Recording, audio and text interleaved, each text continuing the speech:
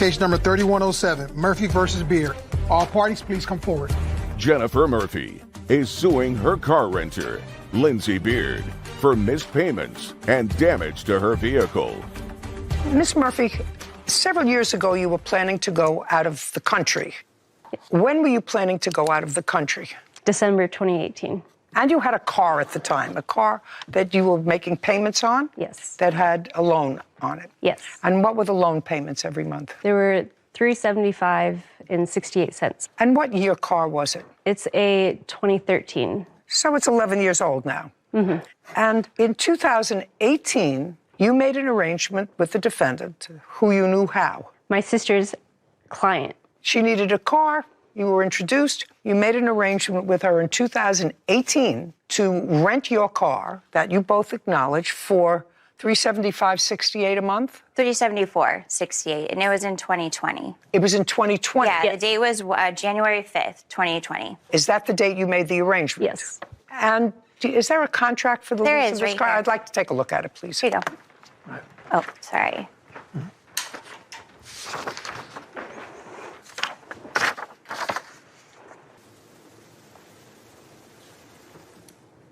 Okay, so let's read the terms of this agreement. Mm-hmm. First one is payment of $374.68 via Zelle. Now, with regard to that provision of the lease agreement, you returned the car on what date? I picked it up on October 24th.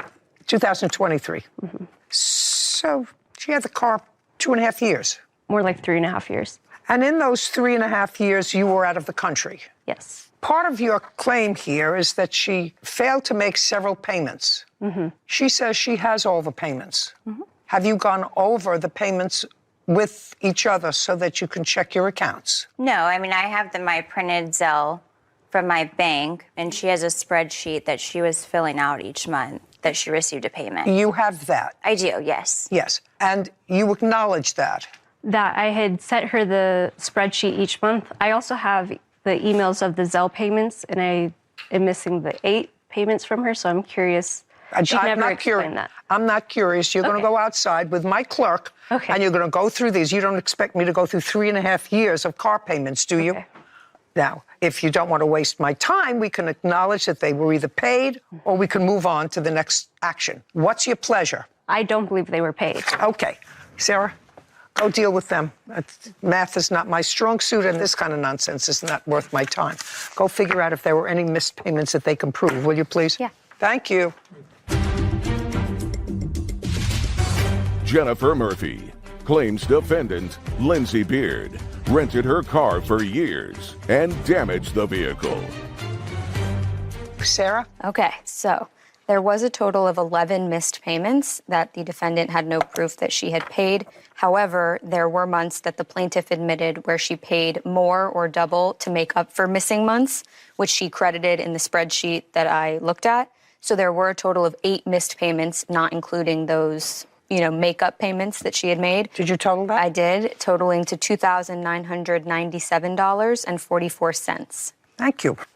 Okay, and I'm reading the lease, so that was the first thing. So on that, you owe $29.97.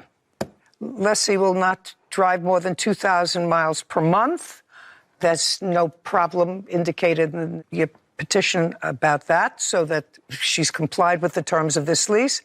Will keep up with all regular maintenance of the vehicle. You have any proof that she didn't do that? Well, beside my car, when I got it back, it was not in a very good condition. You left it 3.5 years. The car's 11 years old.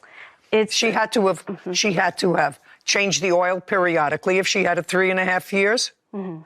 The fact that your car is now older and it was driven by somebody else 3.5 years, there's a certain amount of wear and tear on a car and things break down unless you have a mechanic who's going to tell me that you did something to the car, which are you a mechanic? No. No. I also have all the records of me going and doing that. Not necessary. So. It's her burden of proof. Absolutely. It's good that you have the paperwork as a defense that you took care of the car. Will carry full insurance coverage. Did you do that? There's no allegation that you did not. Will not allow other persons to drive the car. There's not an allegation in here that she did and let other people use the car. Violation of this cause for immediate termination, and that's it. So far, I have $2,997. Now, she returned the car because she came back to the country. Okay. On what date did she return the car? I picked it up on October 24th, 2023. And where did you go with the car? Immediately, I went back to my house. To your residence? Uh-huh. Okay. Did you take the car out again on October 24th? No. When was the next time you took it someplace? On October 26th, I took it to the dealership. Why? To have it inspected. Just a second. Okay. My question is, why did you take it to the dealership? Because if you drove it home and there was something wrong with it, you would have taken it immediately to the dealership if you found something wrong with it. You didn't take it to the dealership the 24th. You didn't take it to the dealership on the 25th. Why did you take it on the 26th? Just to check it out? No, I did notice things immediately wrong with it. What? For one, the AC wasn't working, the car wasn't locking. What does that mean, car wasn't locking? When I used the fob, it wouldn't lock, it was doing nothing. It was doing nothing, but you were driving with it. It was just that electrical thing that wouldn't open and close. Did you put a new battery in the fob? No. No. That's the first thing I do.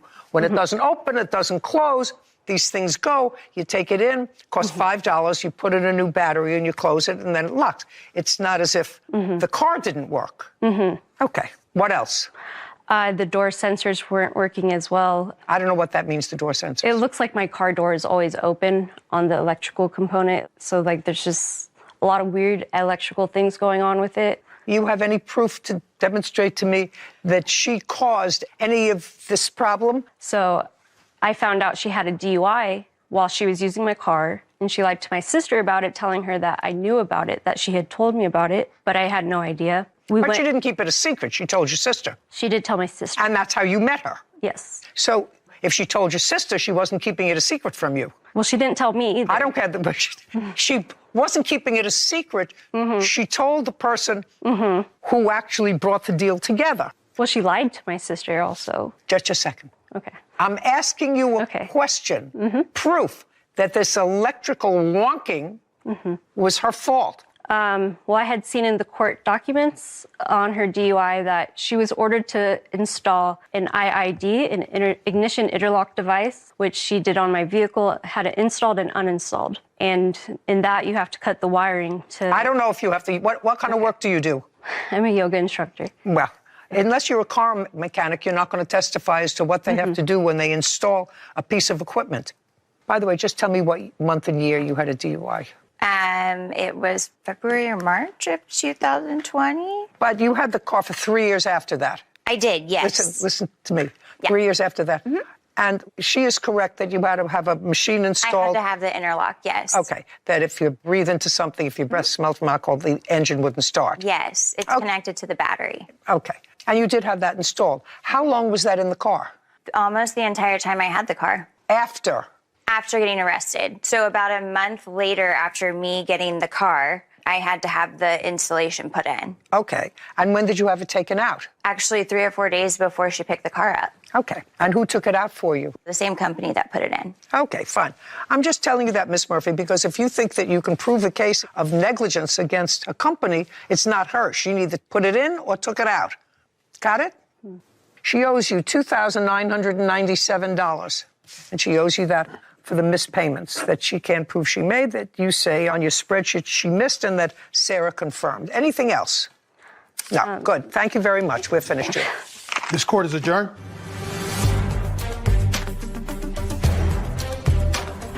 Currently, my car's dead. It's not operating because of the electrical damage. There was no damage to the car. I do think it's the wiring, and I know it hooks up to the starter because we've been researching it. She's saying the battery, but it's the starter. And it did render it inoperable. I mean, I watched the guy do it. They go in through the panel, they connect it to the battery, and it's done in 30 minutes. My car is my car. No one's going to be borrowing it. I'm just glad it's done. Really trying to keep me on my toes there. I know math is not your strong suit, but you also passed that gene down to me, so I find it interesting that you just farm out all the math skills over here. Well, first of all, you're the clerk. I'm the judge. Yeah, I don't mind doing it. I'll do it all day long, all day long. And you figured it out. I did. No, Would have probably taken me a lot longer. Oh, man. Yeah, no, it was good. I mean, you don't have it here, you don't have it. It doesn't exist, so made it easy. You, sir, you had a big fight because you weren't paying rent. She got crazy, punched me in the face, and I fell in the chair into the glass. She started picking up the glass and stabbing me with it. That's not true. He has pictures, bleeding. I was trying to grab the chair. Before or after you stabbed him with the glass? The chair actually collided with the mirror, and the mirror broke. I don't believe a word of that. This is Judy Justice. DeAndre Benton is suing his former roommate, Chauncey Rayford, for personal belongings, lost wages, and an assault. Court come to order. All rise. Have a seat, please. Hello, Judge. Case 3119, Benton versus Rayford. Thank you. You're welcome.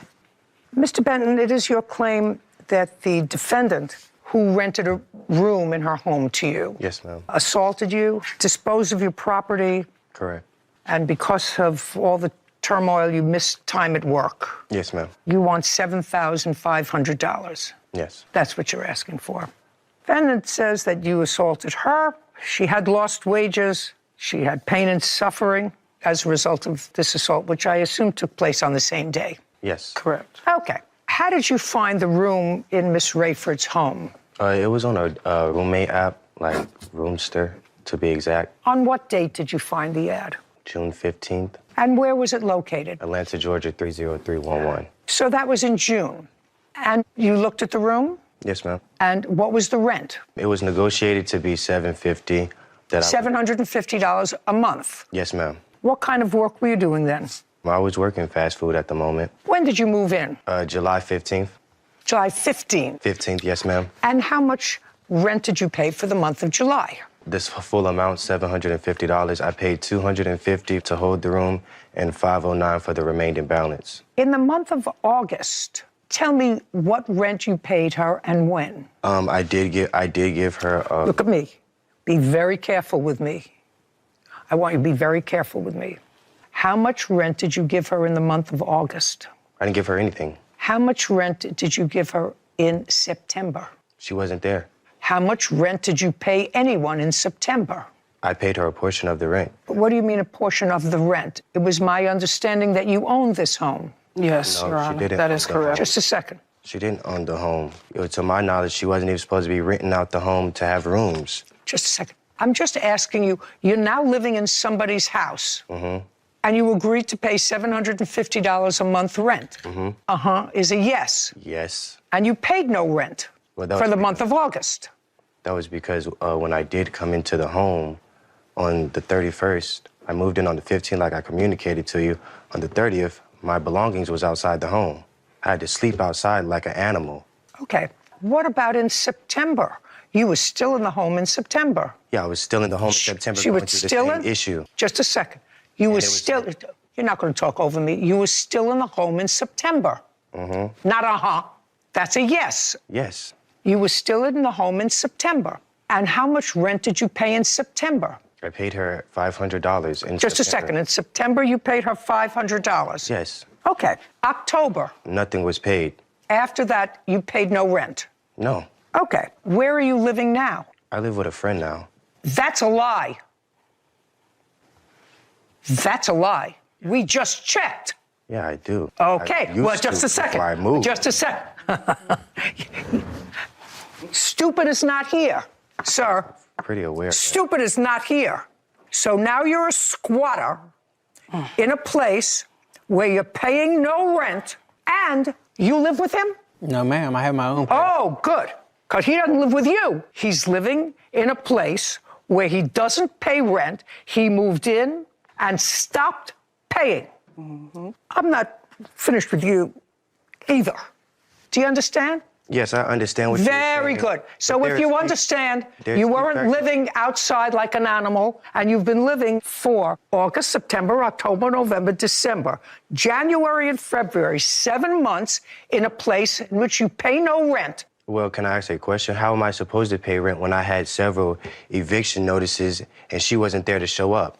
Then leave. Then leave. I mean, you're a you said squatter. leave, but You are a squatter. she told me I didn't You're a have to. squatter. Well, if she told you that you don't have to, then the two of you are in collusion here. I'm not talking about Yeah. it, ma'am. Who told you you didn't have to pay? The judge, because I didn't say the judge didn't say I had to pay. The judge said I did not have to leave, that she didn't find a reason to eviction of me because she didn't show up and provide her evidence. I'm just telling you, you're a squatter. You don't pay rent. Everybody else here pays a mortgage, pays a maintenance. You moved in and you became a squatter. And I don't care what some other nitwit said to you, you're a squatter.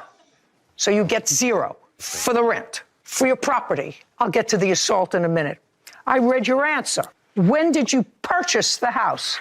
June 3rd, June of what? 2021. What was your mortgage?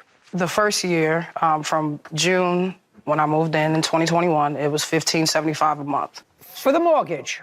Correct. June of 2022, it increased by $40 and went to $1,615. In what month did you stop paying the mortgage? September of 2023. Why? DeAndre Benton claims his former roommate, Chauncey Rayford, threw away his property and assaulted him. Chauncey is countersuing for property damage and says she was the one assaulted. Now, in what month did you stop paying the mortgage? Well, to be completely honest with you, yeah, I don't want you to be dishonest with me. You have to be honest with me because I know everything. Yes, ma'am. I got laid off. I was okay, just living off of savings for a few months. Things got hard. Just a second, you got laid off from what job, where? Carvana, and this was November of 2022. All right, so you've already been laid off for a year, and you're telling me you paid your mortgage until September? Yes, ma'am. I was doing anything I could from an app called InstaWork. Okay, so then you stopped paying your mortgage in September? Yes. And when did they foreclose on your house? October 23rd was the date that I was told that myself and DeAndre needed to be out of the house. I just asked you a question. They foreclosed on the house in October? Yes. Where did you go? I had to move back with my mother in the state of Missouri. I lost everything. My job, the home, my dog. Okay, so now the bank owns the house? Yes, correct. And he's been squatting in the there. house since October? Yes, he will not leave. Get out of here.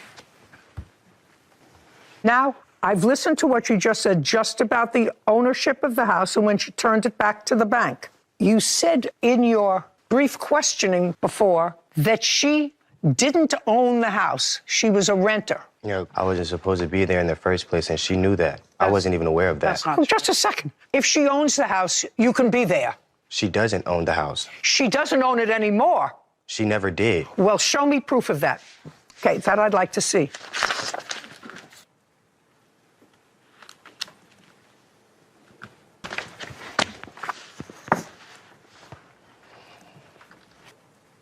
Were you renting with an option to buy?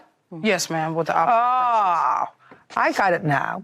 He's absolutely right. You were not the owner of the house. You were a renter, and you had an option to buy. Correct. And I was going to do so. Judge, I shoulda, woulda, coulda. You two people actually deserve each other. Because what you suggest in your papers is that you ran into hard times and you let the bank take the house. Well, you didn't let the bank do anything because you didn't own the house. You were a renter and you stopped paying rent. Isn't that right? That is correct. Right. So, as far as I'm concerned, you both deserve each other. I don't know who you're not paying rent to. Somebody owns this house. And they've been probably trying to get you out of the house for a very, very long time. The person that owned the home came to the home and said she was already far behind before I even moved in. That's the whole reason why Who I came. cares? What are you doing in a place where you're not paying rent? You're not supposed to be there. You're a squatter. Do I look like a squatter? You are one. You live in a place that's not yours. You're not paying rent. You're a squatter. Yeah, for people that don't try to pay rent. At least I was trying to pay the rent. Every Listen, other time I try to make a baby every once in a while, but I'm 81 years old. It doesn't happen. All right, I want to hear something about this assault that happened when you were both living in this place that belonged to somebody else, and neither one of you was paying rent. She was paying. Who are you? I'm her witness. Were you there when this assault Yes, took place? I was. Okay, then I'll hear you after I hear them. Now, what is the date of this alleged October assault? 10th. October 10th. Yes, ma'am. And you were still living there, not paying rent as of September and October. She was still living there. Yes, ma'am. Tell me what happened. So I came outside out of my room. She was already being aggressive about the non-paying rent. And I've already been trying to be communicative with her. Not I true. said, hey. I don't want to hear you. I'm not speaking, Your Honor. Who is? Me, I'm sorry. Out. Okay. Then you're done. This way. That way. Out. Lord.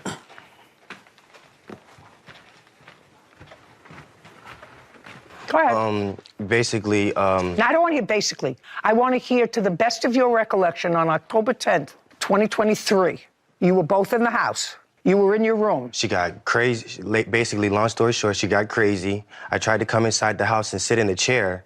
The lady pulled the chair from me. I have the pictures and everything of it. Pulled the chair from me. Punched Which me. lady? This one right here. Pulled the chair out from under you, tried to sit down. Yes, ma'am. And? Pulled the chair out from me, punched me in the face, and I fell in the chair into the glass. She started picking up the glass and stabbing me with it. And? And I had to call the ambulance. The police came. It took 45 minutes. May I see the police report, please?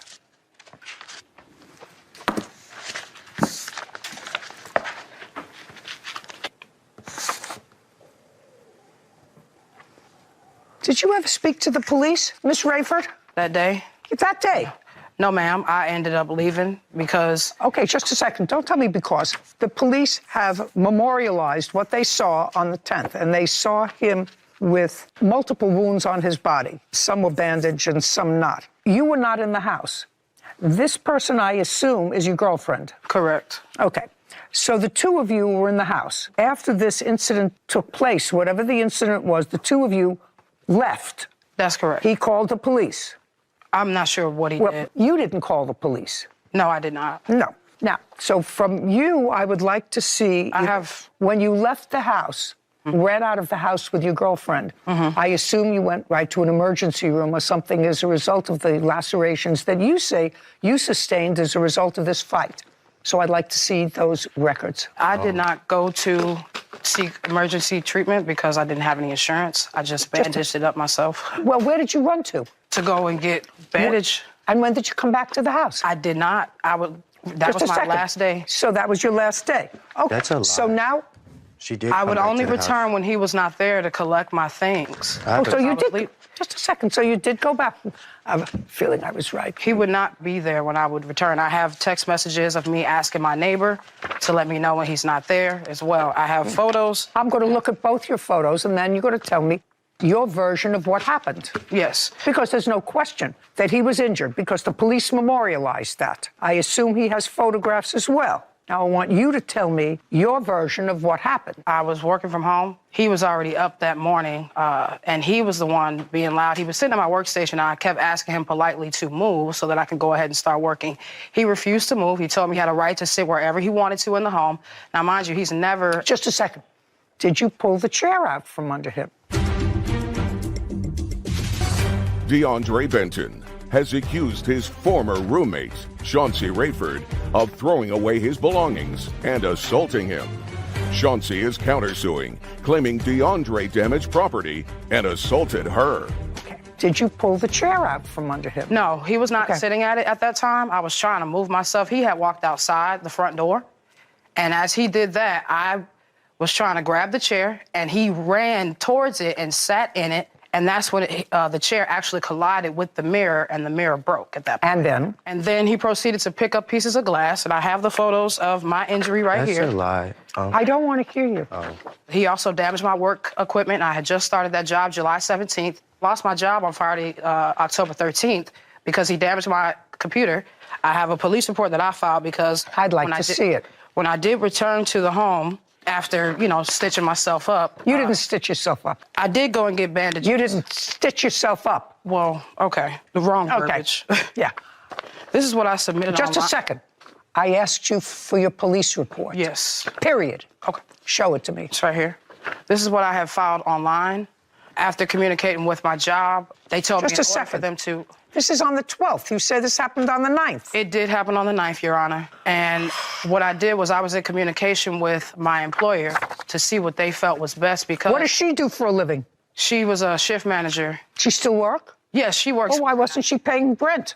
We don't live together. She had her own place. Interesting. Okay, you wanted to say something to me? Yes, that's actually a lie. As far as me assaulting her, I never once touched this lady. I never once disrespected her. I never once raised a hand at her or tried to, like, physically harm her. She was very aggressive, very disrespectful. That's not true. Okay, can I see your photographs, please?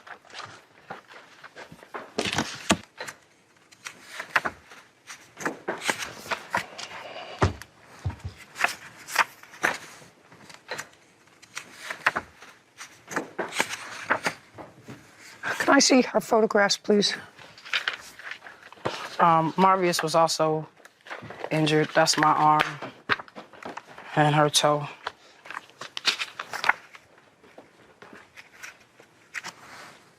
These are the injuries that you're showing me? The toe photo is Marvius, my partner, and the arm, that's me. Don't buy the photos, madam. I have the scar right here. Yeah, and don't buy that photo. This photo was a result of this date. No, it all happened the same day that we're referring to. Why are you showing me a picture of her toe? Because when the glass broke and it was flying, somehow her toe got cut. That's not true. That is what happened. Just a second. What other evidence do you have to show me with regard to this injury that took place on that date? That was mainly what I took. The police told me to take pictures of it because they already had her on file from a previous incident of putting her hands on me. If she put her hands on you before, why didn't you move? Making any sense. Shh. There's an indication here that there was listen to me. True, but if she that's the only place that I could afford at the moment. But you weren't paying anything. You weren't working. You weren't doing nothing. I'm done. You're finished. You have a counterclaim. Your counterclaim's dismissed. You, sir, you had a big fight with her because you moved in and you weren't paying rent. You hadn't paid rent since July. So if she's annoyed with you, there's absolutely no basis for her to put her hands on anybody. But you got into a scuffle that day. Did you damage her computer? No, sir, I didn't. I believe that you didn't damage her computer. I did. Shh, listen to me. I believe that the computer may have gotten damaged during the course of this fight where you and your girlfriend were there, right? Just a second. You and your girlfriend were there. See, I have a big problem with you because I know that he's a squatter. But you led me to believe that you had to give this house back to the bank as a result of his not paying rent. That's what you led me to believe in your answer. Yes, ma'am. Yes, ma'am. And that was not true. When somebody tells me something that's not true, I find their testimony always a little suspect. Do you understand? He was injured. There's no question he was injured with shards of glass. Police saw the injury, and he has pictures bleeding on that date. That's a result of what happened that you did to him. And you may have been angry. Was your friend angry as well? Because you both ran off. This is what happened, okay? Sure, I'd like to hear you try to tell me what happened. The laptop was not damaged due to the scuffle. He was already banging on it, and then he poured Pepsi on it. I had to. Did he pour Pepsi on the computer before or after you stabbed him with the glass? No, this is before. I don't believe a word of that. Ma'am, this is the truth. And I literally walked outside so that I could get some help. Yeah. I had to call my girlfriend, and at that time, you don't call your girlfriend, you call the police. Every time that the police have been called, they have not helped me. Your girlfriend's not going to help you. You're trying to talk over me. Your girlfriend's not going to help you. I had no family in Atlanta. On the day of the incident, the police were wondering, like, where was she so they can get... Don't tell me what the police were wondering, sir. You haven't paid rent in a place for 7 months. Are you still working fast food? Yeah, I'm working now. Did you tell me initially when I asked you a question, and we can have Whitney read it back, when I asked you where you were living, you said you were living with a friend. Yeah, because Just a second. You were living with a friend, but that's not true because when we tried to contact you, the contract address that you gave us was, that's how I knew you lived there and that you weren't telling me the truth. Do you understand? Yeah, I said I recently moved from the... No, you didn't say that. I recently have moved from that location, from that home. Goodbye. Your case is dismissed. So's yours. Goodbye. You deserve each other. This court is adjourned.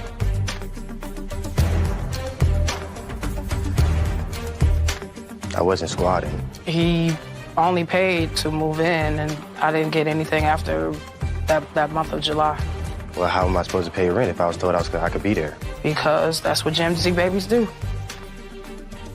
Squatters tend to have more rights than the landlords, it seems, these days. I mean, he moved in, he paid one payment to move in, and hold the spot and never paid again after that. And like you said, has been there for 7 months. She was not honest about, you know, in the papers, it was a little bit unclear, or actually it was very clear, just inaccurate, that the reason that she had to leave this place was solely due to him not paying rent. She made it seem like she had to give it over to the bank due to some lack of payment. Because she lost her job and... Exactly. So a lot about the lost job, a lot about all of this, but I mean, I just wonder who's paying utilities on the house now. He's been living there for 7 months. It's owned by the bank now, I believe. It's owned by the bank. And I don't think they're paying for his water and heating. So I wonder somebody's what's going paying on. for them. Someone. Case number 3094, Hilden versus Hilden. All parties, please step forward. Hunter Hilden is suing his mother, Vicky Hilden, for the value of personal items and online defamation. Mr. Hilden, this is your mother.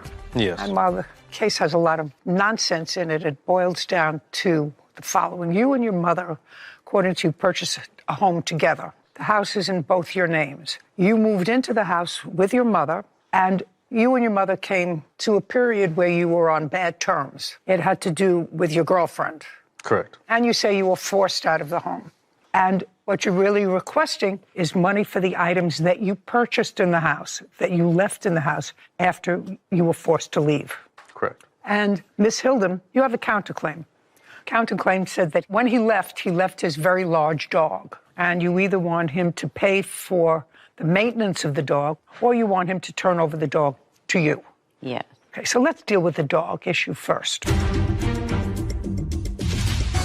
Hunter Hilden claims his mother, Vicky Hilden, owes him for personal items. Vicky is countersuing her son for property damage and a German Shepherd. Now, dog is a German Shepherd? Correct. When was it purchased? I believe about July of this last year. And when you left the house, you left with your girlfriend. Correct. Where did you move to? Right now, it's kind of still up in the air between my younger sisters and my grandpa's. Okay, so you can't bring the dog. Correct. Mr. Hilden, you let the dog stay with your mother. I don't have a choice in the matter. I've been told Well, very good. I'm taking the choice from you so you don't feel as if you're abandoning the dog. So that takes care of the dog. Now let's take care of your appliances. You moved into the house and purchased the house with your mother, month and year.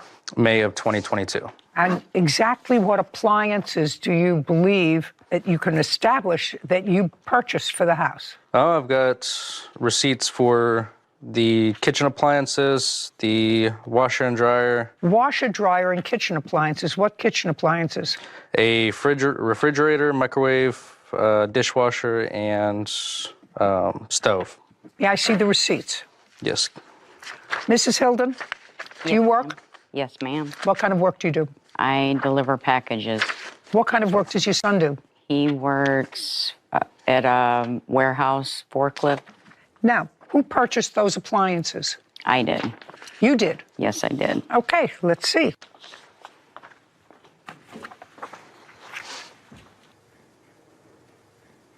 All these things were financed. Correct. Under my credit, under my name, some of which is still being paid on. Well, who's paying for them? Me. Show me proof that you're paying for these items now, since you left in November. Okay. Am I able to bring my phone out? Whatever you like. And you're making payments to whom? To Samsung. I'd like you to tell me when you bring it up on your phone, what's the balance owing? Currently only about $500. I've got all my statements pulled up right now. And you paid off the rest? Correct. Kevin, I'd like you to get from Mrs. Hilden her proof that she purchased these items.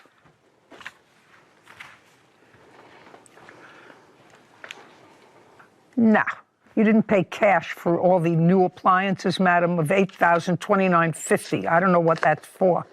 That's the money we took out for appliances. Took it out from where? From my checking. We shopped around, and that's when he decided to use Samsung credit, but we still had that cash. So what did you do with the cash? I don't know. You'd have to ask Mr. Hilden that. As far as the $8,600, that was money taken out to blow at the casino. To blow at the casino, to gamble. $8,029? Yes. No. The same month you bought a house? Yes. No, she had gambling issues. I mean, she continues to have gambling issues. Had gone through probably about 100,000 in between then and now. So. Well, your mother didn't accumulate that delivering packages. No. And you work in a warehouse. Where did you get $100,000? That's what she won at the casino. But she also put it back where she won it at. I want to know what the $8,029.50 was. I'm not buying this, taking out cash to buy appliances. Ma'am, when I put money down on the home, and I was putting money down as an investment when I did win at the casino, that was put aside, and it's an odd amount. That's because we were shopping around. We took cash directly out to shop around, but he ended up buying a bundle from the Samsung website, and he ended up applying for a Samsung credit card. So that money that was originally to go to the appliances, I don't know where it went because he had applied for credit. We were getting the appliances through delivery a little at a time. So what you're telling me is you cashed this check and... It's a withdrawal slip, ma'am. No, I'm not buying any of this stuff here for cash. That's not happening. How much do you earn at your job? About $20 an hour. Okay. Kevin, can I see his phone, please? It'll be under overview or statements or down that way.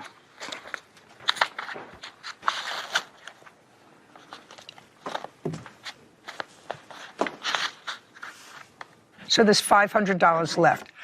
And the appliances are in the home? The refrigerator, yes. The microwave, yes. The stove, we've never had. We never hooked up the stove. Why? We work a lot, so I don't cook like that. We just never hooked up the stove yet. I cook on a fryer, a skillet. We have not hooked up the actual stove yet. And as far as... Washer, dryer? Yes, washer and dryer. So you use those things? Yes, ma'am. And what is your intention, Mr. Hilden? What do you think is going to happen with the joint ownership in this house? I was hoping to put it up for a forced sale and just cut ties completely. Well, that's far beyond my pay grade. Okay. So you have $556 left on these items, and I think that it's more than fair that your mother, if she's enjoying them and in the house, that she take care of the rest of that bill. Ma'am, I have to show that I paid for the washer and dryer. Yes, sir.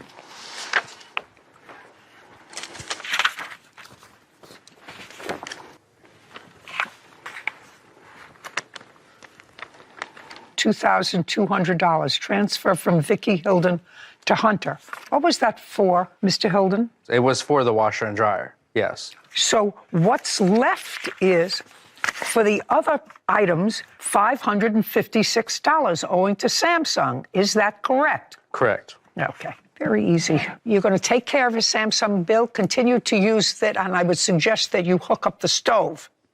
And on the claim, I'm awarding the plaintiff $556. On the counterclaim, you have the dog. Thank you very much. This case is over. This court is adjourned. Just because I've been done dirty so long, and I just thought finally something would come about of it. I do gamble, but I don't have a problem with it. I don't think I'll have enough time for the childhood traumas. My door's closed. No, he's dead to me. What I found fascinating was that he has a job where he makes $20 an hour. His mother delivers packages. Yep. Can't be high-income family. And they purchased this house, and they put down a substantial down payment. Yeah. Where did you get the $100,000 from? She must be a terrific gambler. Yeah, she must be. Her bank account shows that she transferred thousands of dollars Oh, to yeah. him. It's fascinating. Almost $10,000 transferred to him Fascinating. that we saw. If I win $20 in the slot machines, I'm over the moon. $100,000, she must be pretty good. Not half bad. Yeah. Case 3143, Child versus Hudson. All parties, please come forward. Taylor Child is suing her former friend, Crystal Huddleston, for the cost of a motorcycle and riding boots.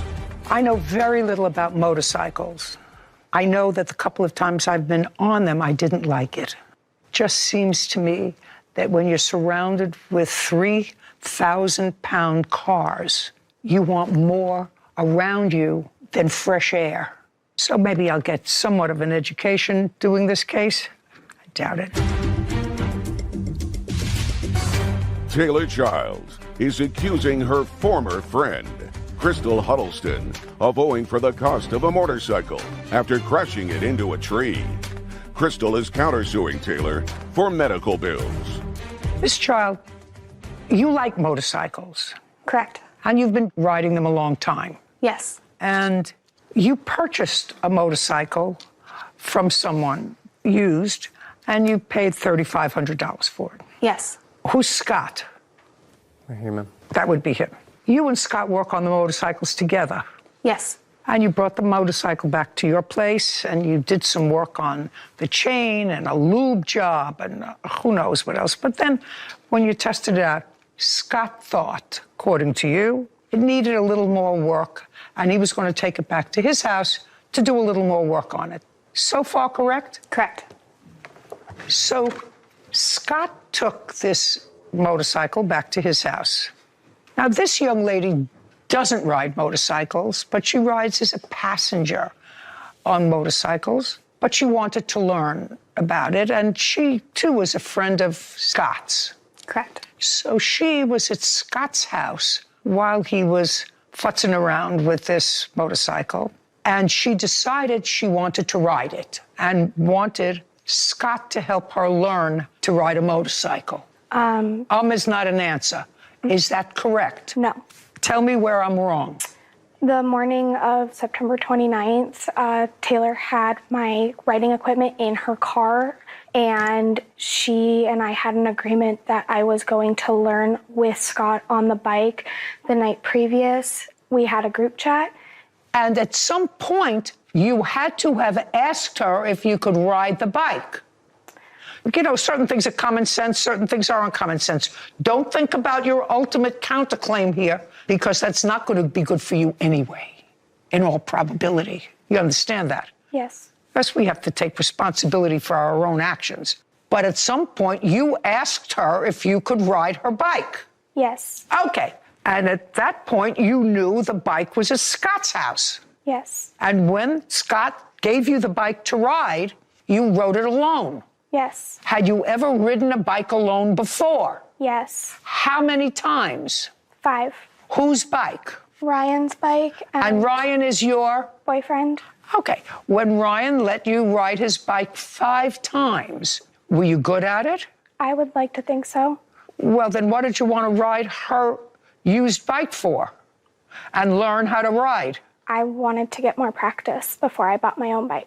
Okay, so you wanted to get more practice. Why didn't you ask your boyfriend if you could ride his bike? Ryan and I were in a fight that morning. So you mean instantly you had a fight with him in the morning, and then you were going to pursue your dream of motorcycle riding that day? Am I understanding you? Yes. Yeah. Okay, good. So this is what happened. So you got on the bike and you wrecked it. Yes. And she's suing for the wrecked bike. Correct. And you're counterclaiming because you said, I didn't know that it didn't have a lube job, and I was terribly injured, which you were, hospitalized, right? Yes. Because that's what happens when you ride something with just the air around you. You weren't in an accident with another bike or a car. You wrapped the bike around a tree. Yes. And of course, that had to be somebody else's fault. Not the fault of the rider who was learning how to ride, but it had to be somebody else's fault who let you use the bike to learn how to ride. No, I take full responsibility for crashing this bike. You take full responsibility. So why don't you pay her for the bike instead of countersuing her for $10,000? The bike was unregistered, uninsured, and Taylor and I have an agreement, or had an agreement, that I would pay her in full by March 29th. Pay her in full for what? For the bike. And? And the boots that she gave me. So you had an agreement with her after this incident. By the way, what was the date of the incident? September 29th.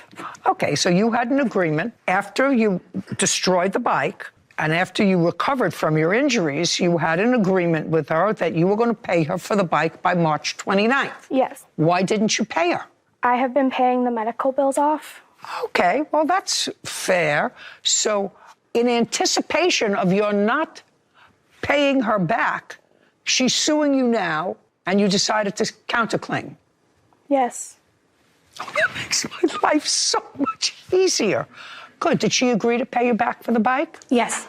She's telling you this in legalese, we call this an anticipatory breach. She's telling you now on March 19th that she's not going to pay you on March 29th. So 10 days from now, she's not going to pay you because she's been paying off the medical bills. That's why we're here.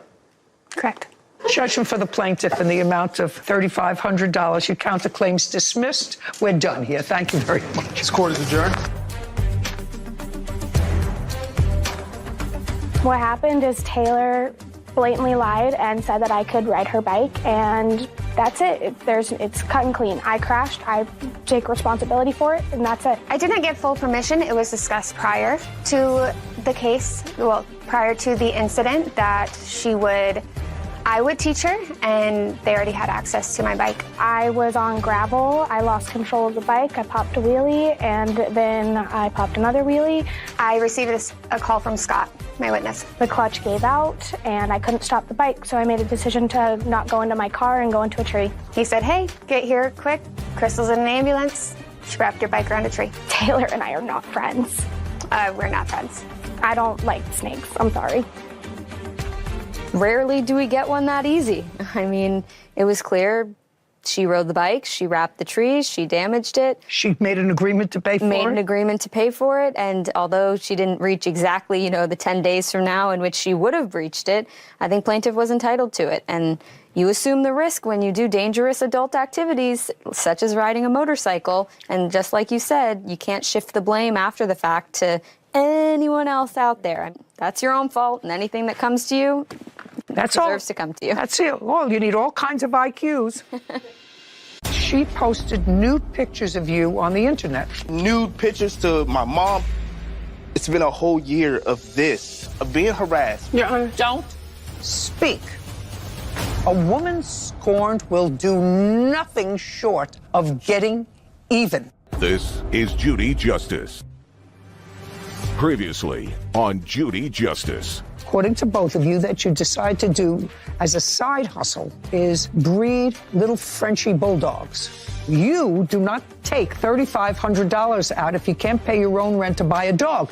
He had sent me a derogatory text saying thanks for paying the rent, and he had me distraught, and I got out of there.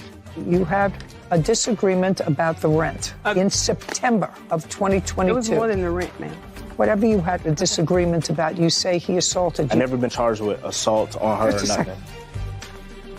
And now, the conclusion. Amina Thornton claims her former client, Donnie Alford, stole her property and owes her dog registration papers. Donnie says Amina defamed him on social media. Okay, you say he assaulted you. Tell me where you were when this took place. The assault took place in the apartment. So you were there in the apartment? Yes, ma'am. Tell me the circumstances. The studio equipment and everything was still there. He was getting evicted, and I wanted the belongings back. I wanted the things to come back to me because they belonged to me, and that was the agreement. I have text messages. You stop paying everything. I have nothing. You hold the upper hand. When you leave, you won't have a problem bouncing back. You have your husband. I have Can nothing. I see just one or two of the texts? Yes, ma'am. Your Honor, can I say something? Absolutely. I'm not no homeless bum. I make money. I'm one of the top entertainers in Atlanta. So therefore, I do make money. I have my own money. When I met her, I was passionate about music. I took her on. And took her on for what? Because I liked her aggression when it came to getting stuff done. So I asked her to manage me. I had a job at the time. I had a place to lay my head at the time. It was her decision for me to stop working. And I have in a text message where she said the agreement was for me to pay your rent, take care of necessities, and don't exceed over anything over, I think, like $8,000 a month. So I was working, doing shows, doing that, and the money that she would put in my account and I was that was from me, that's actually like me working for being an artist. I thought you were working. The agreement was for me to stop working so I could focus strictly on music. Well, that's good. You told me you were one of the top artists. Yes. So what'd you need her money for? Top entertainer. So I stopped dancing and I focused nothing on music, recording as an artist, singing. So therefore... So you stopped doing what you made money in, that's what you said. Yes. You stopped to focus on just singing. Yes, because I had the financial backing to do it. Mr. Alford, why do you think she was doing that, sir? She did it because it was lucrative. At first, it was business, business. Then I seen that she started taking interest in me. She never stayed at an apartment, none of that. So, yes, I overlooked the interest part, but we still had a plan. Let's get this music done.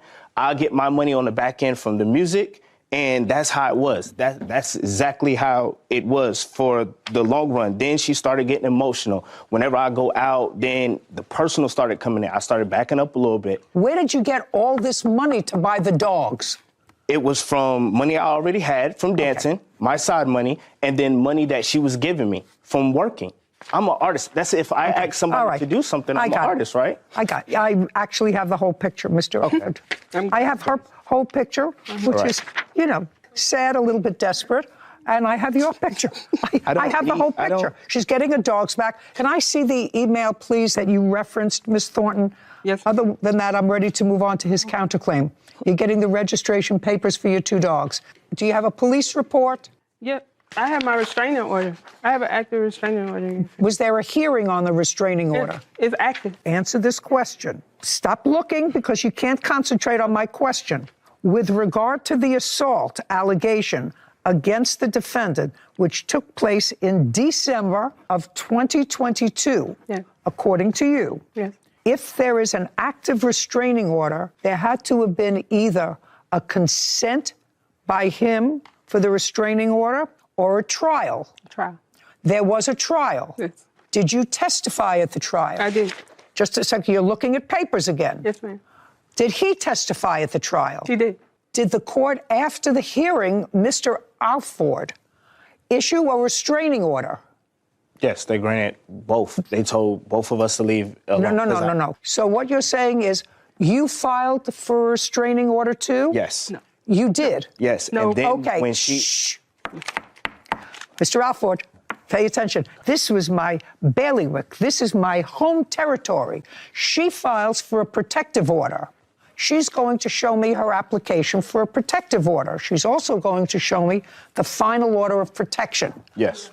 I want you to start looking for your application for your protective order and your final order of protection. I have my phone, please. The phone? I don't want to see it in the phone. I want to see the order. Oh, my God. Amina Thornton has accused her former client, Donnie Alford, of refusing to return registration papers for her French bulldogs. Donnie is countersuing for the value of the dogs and online defamation. This is 6-month protective order is what it says. What I don't have is a signed order by the judge. Okay, I'll give that to you. Just 1 second, Your Honor. May I please have, Mr. Alford, your application for a protective order, for your application where it says Donnie Alford against Amina Thornton and your final protective order. No, so I didn't get a final protective order. Well, she did. Yeah. Okay. And the judge told us both to I don't leave care. each other alone. Don't tell me what the judge told you, sir. You're wasting my time. After the trial, the judge granted her a 6-month protective order. Yes, both of us. Well, yes, her, yes. Right. Right. Well, then I don't have to get into that. The judge already found that you assaulted her.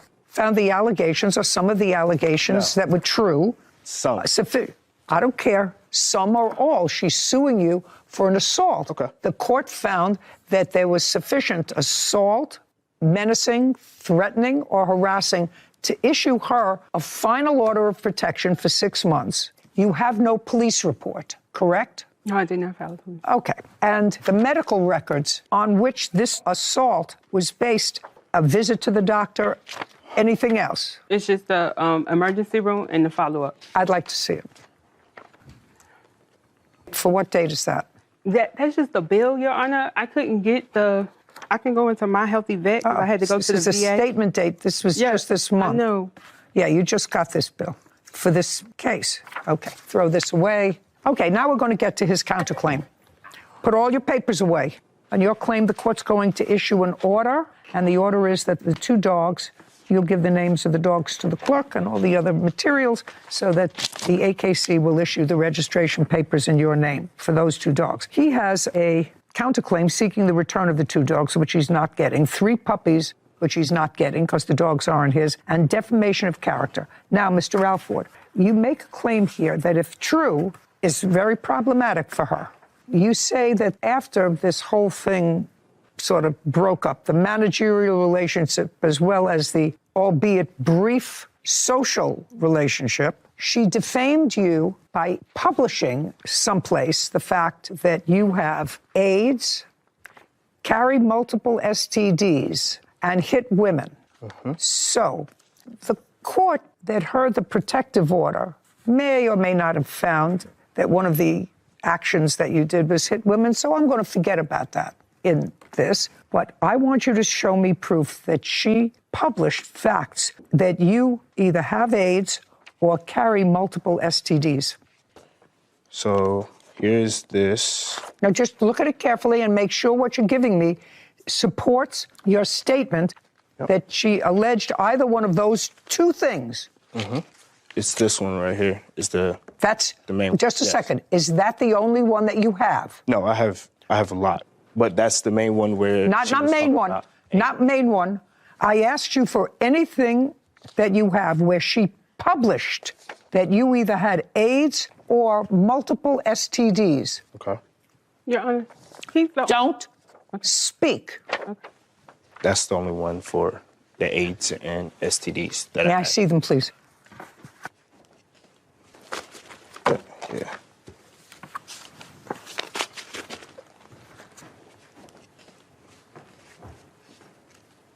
I don't understand this one, Sarah. You can sort of explain that to me. This is what I have. AKA, this is author Amina Thornton. I see something that's ascribed to her with her name on it. This doesn't say that you have either AIDS or STDs, sir. This says that you are a domestic violent abuser. She says that you forced her to have sex.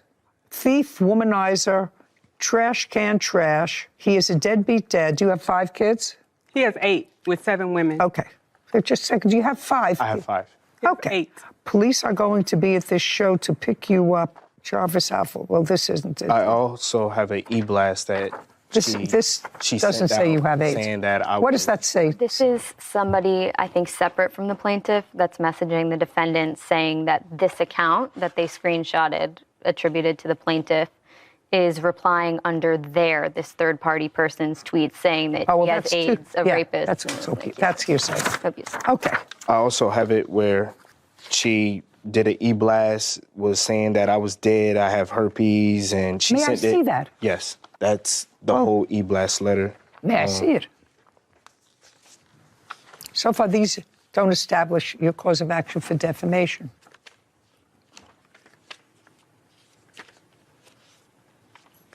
Would you show this to the plaintiff, please? And my mom got that. She sent... Did you say, just a second, did you write that? No, I did not. Well, who does it say wrote it? It doesn't say I wrote it. What phone number does it say it comes from? Oh, this is my husband's number. And I have the text message right here where my husband has said, this is not my wife's phone, this is my phone. Ma'am, if you go on the affidavit or the protection order that you got stated from her, under there we have to list our numbers as contacts. You could verify that she has that number on that contact list. And me and my husband live together. Maybe. Okay, may I have it, please? That's the text message that was sent to him in February. Where's your husband? Go find him. Shh, listen to me. Whoever wrote this, you or your husband, it's nasty. It's nasty, right? It doesn't say that the defendant has AIDS. You can't accuse somebody of that just to be spiteful. You don't in this, but it's just a nasty, nasty email. And you say it was not authored by you. It was not. Could have been authored. He has sent my husband text messages saying that he has had sex with me, made love with me, all kind of stuff. Oh, you know what? Are you and your husband still together? I am. Can I say? 24 years. 24 years. All right. It was a mistake. It was a very big one. Big mistake. A very big one. It was a very big mistake, Yes, Ms. Thornton. the biggest mistake of my life. Yeah, very big mistake. Who are you living with now, Mr. Alford? I stay with my girlfriend. Is that your girlfriend? Yes. Okay. And what are you doing? I breed dogs. You breed dogs? Frenchies, yes. How many dogs do you have? We have 3, but we currently have 2 French bulldogs and about to get another one. I just feel sorry for all these dogs. It doesn't appear to me that it's really such a good hobby. I'm not the person she's trying to make me out to, and I hope that you allow me to show you that. Listen, Mr. Alford, I want you to clearly understand me. I'm not getting into extrinsic material, sir. She says you have 8 children. You say you had 5. If you have 5 children, and what you're saying is you spent thousands of dollars on dogs in the same time period where someone else is paying your rent so that you can develop your media career, how much money are you paying in child support, Mr. Alford? I paid $25 for one child. And I $25 a what? $25 a month for one child. month, just a second. And then I pay $145 for another child. And that's only because... A month? Yes. A month. Well, I have to tell you, sir, I have a 4-pound Shih Tzu, and I couldn't feed her for $25 a week.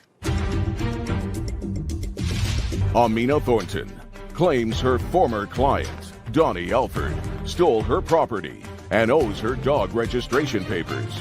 Donnie says Amina defamed him on social media. Go. I'm an excellent father. I take care of my business. I do that. If I was a bum, she wouldn't have came to me and either gave me money to do what I had to do. I'm not that character. I'm not that guy. I take care of my responsibilities. I've been taking my responsibilities before I moved to Atlanta. You can't. Yes, sir. I can. On $25 a month, you're not supporting a child. I'm excellent. Don't speak. I want you to be quiet. I don't want you to speak. Yes, ma'am. That's not the only thing I pay. I take care of my kids. Tell me what you... I take care of my kids. Just a second. How do you take care of your kids? I provide for them. How? If somebody needs something, then I do it. You mean like if they need a pair of sneakers? If anything, I go get my kids. I have 2 kids. I came to Georgia because my kids is in Georgia. Good. This is the ruling of the court. The ruling of the court is that we will notify AKC with regard to the... Nothing about the defamation of character or none of that. To the dogs. Sir. My girlfriend is a teacher. She sent a letter to the superintendent and threatened that, oh, well, you have a rapist in the house, and sent letters and pictures, nude pictures to my mom, posted on the internet. Like, I'm... Just a second. Did you post nude pictures? Put it down. Put your thing down. This is stuff I bought for his kid. Do you understand me? Yes, ma'am. Now you're being annoying. Did you post nude pictures of him on the internet? No. Your Honor, he has an OnlyFans account. I'm dismissing your case the next time you say a word. Do you understand? I'm going to dismiss your case. You'll be without the registration for the puppies. Do you understand? This is where she sent people the text message, and you can see it has a little nudity in it, but I didn't want to make it big, obviously, because we're in the courtroom. But you can see where I'm naked in here. She sent my military ID to people. It's been like this. And then I have text message where I tell her to leave me alone. And all she does is say, oh, not until I get my dog papers, not until this happens, not until that. You wanted an enemy. I have all of this. He's never been in the military.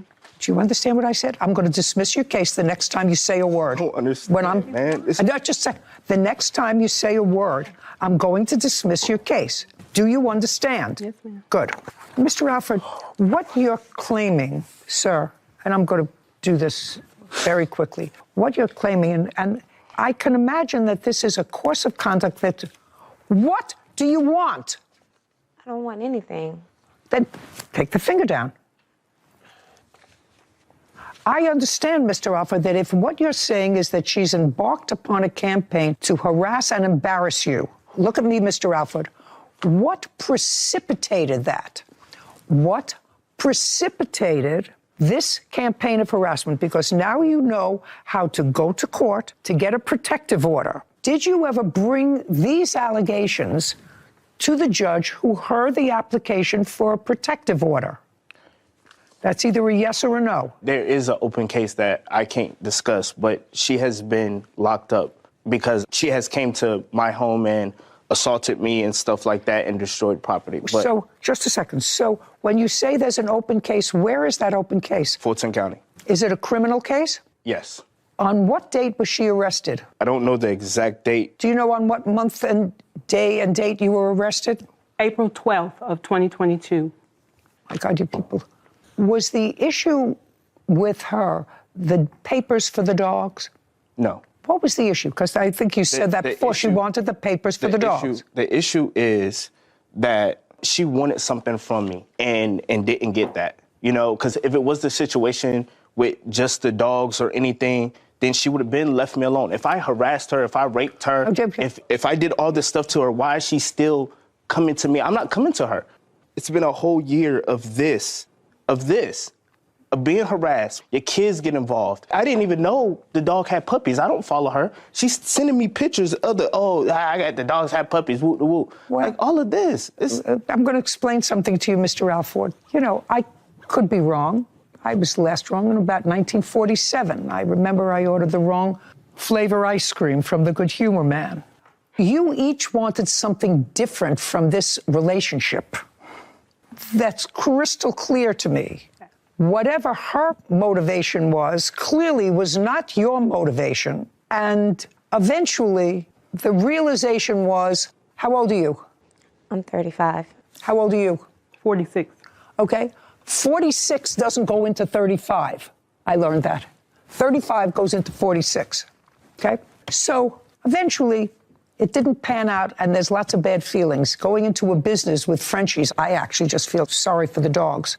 But if there was any irritant, Mr. Alford, any irritant whatsoever that involved the registration papers for the dogs, you should have let her have them. No. Because this is not a question, this is now a ruling. You should have let her have them because a woman scorned will do nothing short of getting even. Men are just happy to walk away. A woman scorned is a whole different thing. And what I'm telling you, sir, if the one irritant was giving her the papers for the dog, which there is no way you paid for these dogs. I did. A penny. No way you paid for these dogs. You weren't even paying your own rent. Anyway, the ruling of the court is you get the registration papers for the dogs. Everything else is dismissed. We're done. This court is adjourned.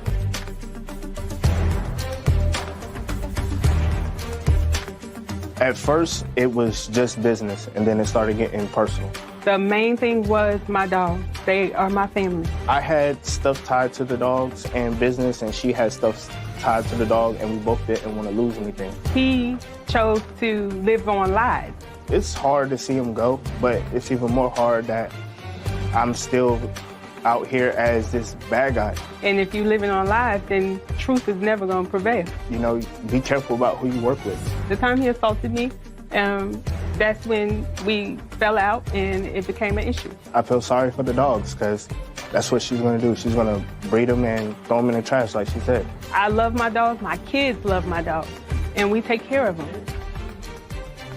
I don't think anyone with that type of financial picture should be able to spend $3,500 per dog on Frenchies to take up a new breeding hobby, which, as we've seen, is not a hobby. That is a business, a profession that requires an immense amount of specialized knowledge. Care. And care. Especially and time. for that breed. Especially for that breed. People should really not take on as a side hustle breeding whatever dog there is of the month. It's not fair. It's not a fad. It's not a fad. You know, I can't even imagine the living conditions of the 5 dogs that the plaintiff has and the 5 puppies and the 3 that he now has with the new girlfriend. Find another side hustle. Take up crocheting.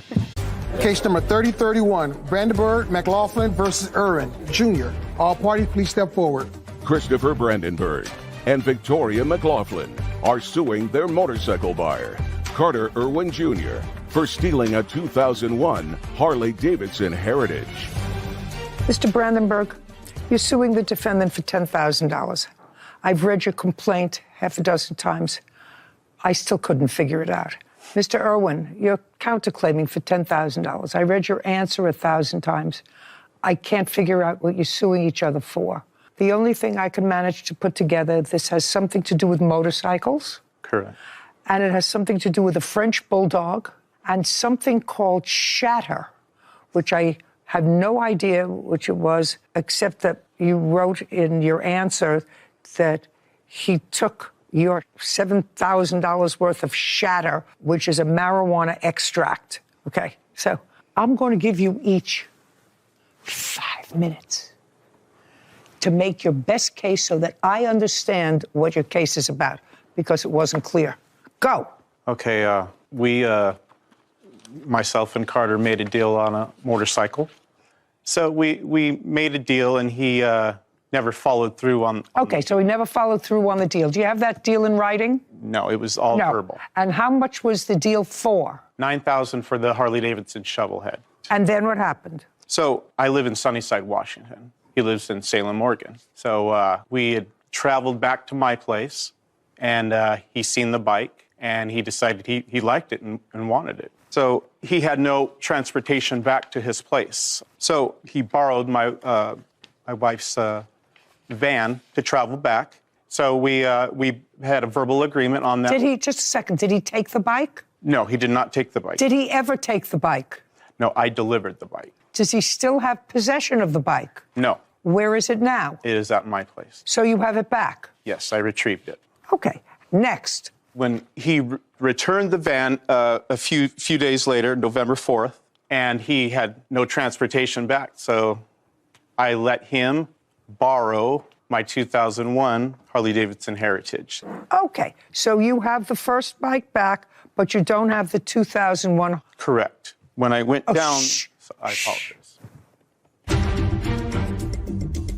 Christopher Brandenburg and Victoria McLaughlin claimed their motorcycle buyer, Carter Irwin Jr., stole their Harley-Davidson Heritage. Carter is countersuing, claiming Christopher stole his marijuana and a French bulldog. Do you have, or did you have, possession of his 2001 Harley? Yes, Your Honor, I did. Do you still have it? No, look, don't look down. Do you still have it? No, I don't. Where is it? It's at a guy's house that I know. It was sold, basically, because I didn't have the paperwork on it like I was supposed to receive. I paid for these motorcycles. Just a second. You paid the $9,000 for the first one? I paid in product, Your Honor, with shatter. You paid in product? Yeah, with the concentrated marijuana shatter. No. Show me. Show me an agreement between the two of you. It was all verbal, Your Honor. Show me the agreement between, okay. It was all verbal. Fine. Unless I have it in writing, I don't care. Do you have anything in writing to show me that you paid for this motorcycle? Here's some of the evidence of the jars of shatter that were taken from my house. No, I don't care about that. Okay. I don't care about pictures of it. Also, I have pictures of him dropping the shovel head off in my house. Second, would you put them out, please? Please. I don't listen to muttering.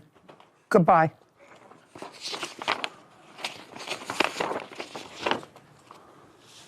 Is what you're telling me that you paid for this 2001 Harley, which you have, with a marijuana derivative? Along with $1,500 cash, Your Honor, yes. So I want you to show me where you get the $1,500 in cash from. Well, see, we didn't do receipts. We didn't do a written contract. We didn't have any. I didn't ask you that. I want you to show me where you got $1,500 in cash from. You have a bank account. You withdrew $1,500 from the bank account. That's all I want to see. I don't have that with me, Your Honor. Well, this is the dance, sir. There's not an encore to this dance. There's only one dance. A text message saying that he was going to pay us $9,000. He was going to transfer it. May I see it, please? Sure may. Okay, easy. This bottom one right here. Easy.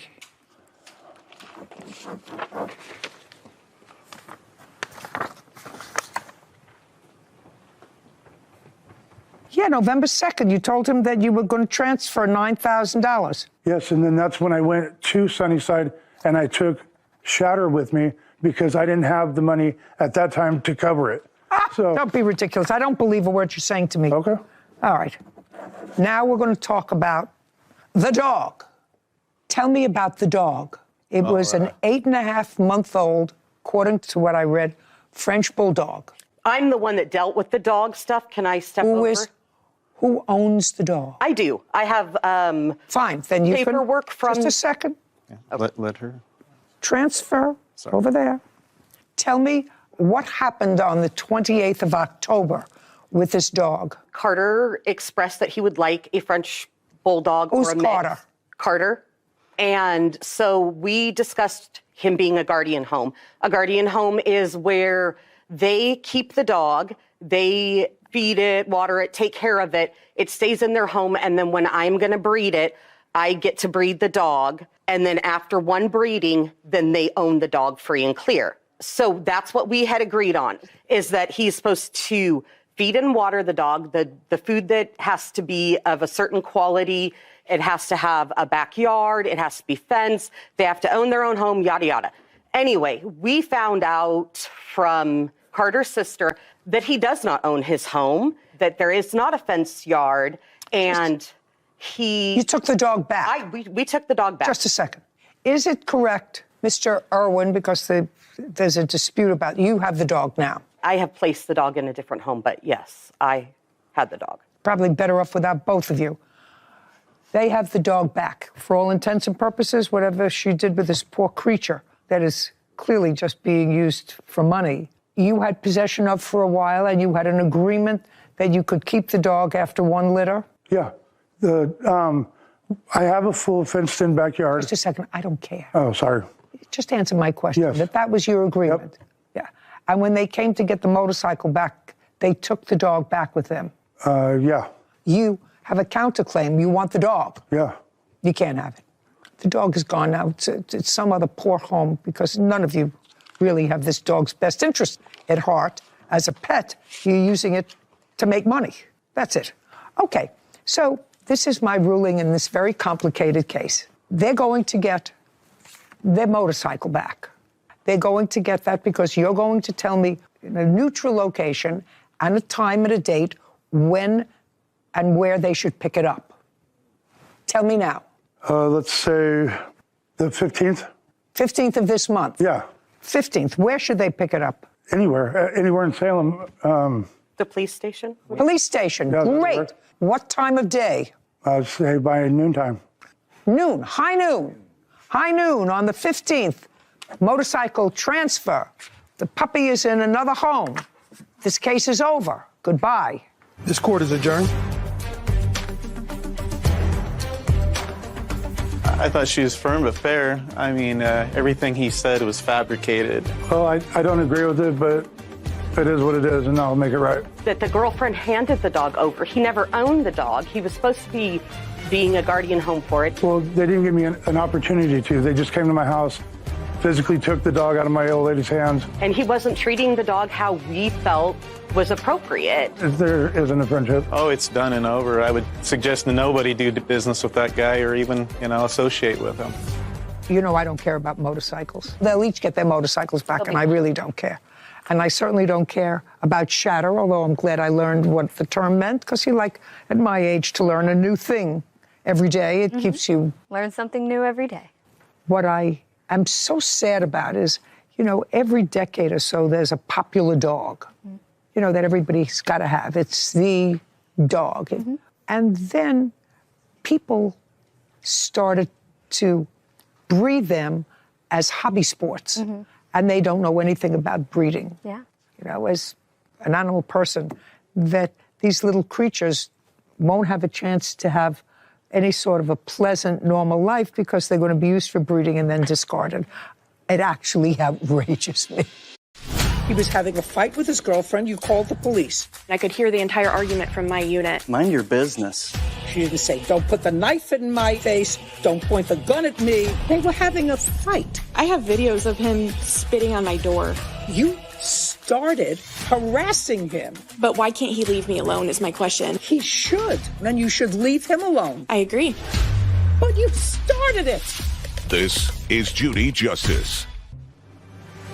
Previously on Judy Justice.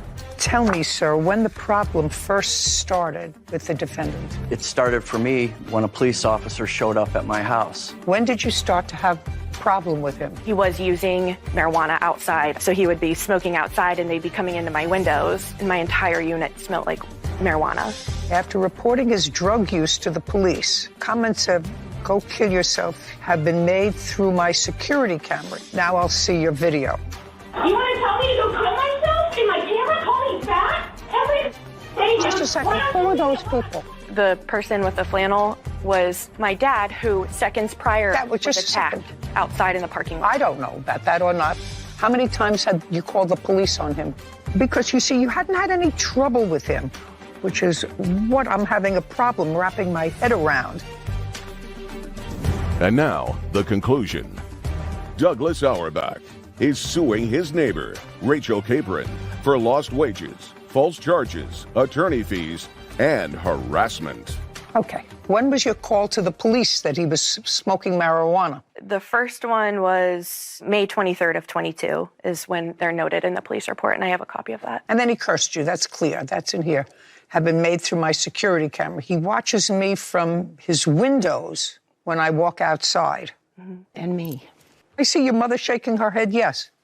Regarding the stalking, I hadn't seen my parents in a while, and they came over to go out to dinner together, and they showed up. I walked outside of my unit to get into my dad's car, and Mr. Auerbach came out and said to my dad, and that's when that last video that you saw was him saying, "Leave my daughter alone." But the truth is, from his perspective, madam, you had been harassing him. Do you understand that? He had had no trouble living in his apartment from 2006. You move in and you don't like the fact that he's doing something that is not illegal, It was but is illegal at the smelling up time. your house. Well, the first time you called was in May of 2022. When did marijuana become legal in your state? I believe it was November 8th of 23.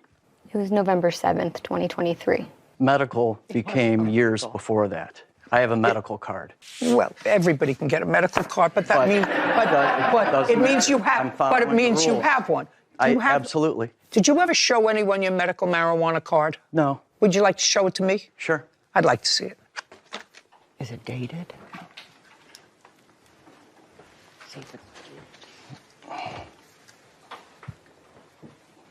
Yeah, he has a Ohio medical marijuana registry, and it was issued October 2nd, 2021. Would you like to see it?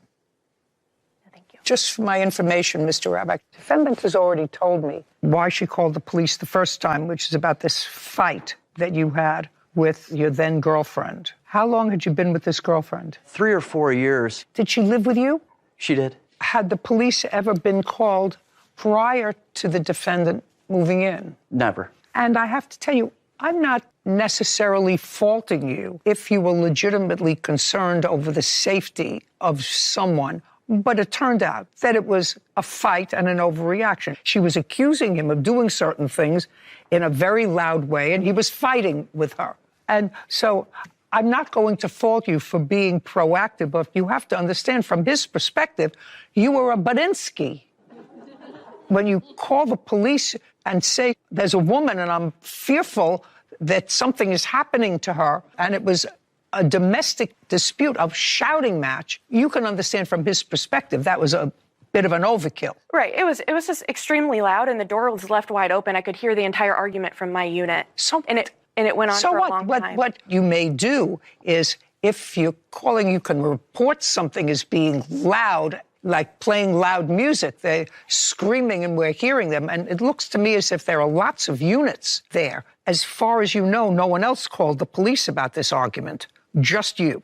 So you can understand from his perspective that that's a form of harassment. And you can understand that from his perspective, since he has a legal marijuana card that was issued a year before, and I'm not going to ask him why, because, you know, you can say you have an ingrown toenail and get a medical marijuana card. But he was not doing anything illegal. And then you say that there were people coming in and out of his unit.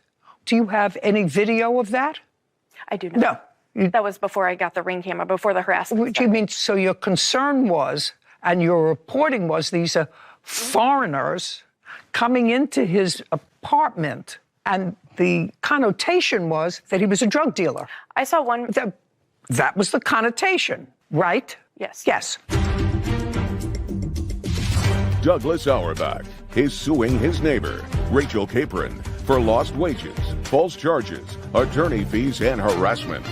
Rachel is countersuing, claiming Douglas harassed her, causing emotional distress.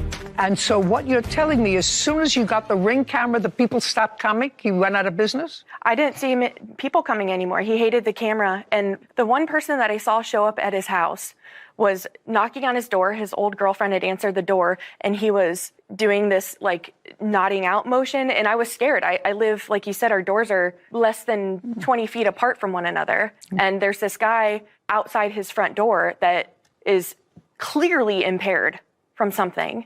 Well, and needing him. Mind your business. Shh.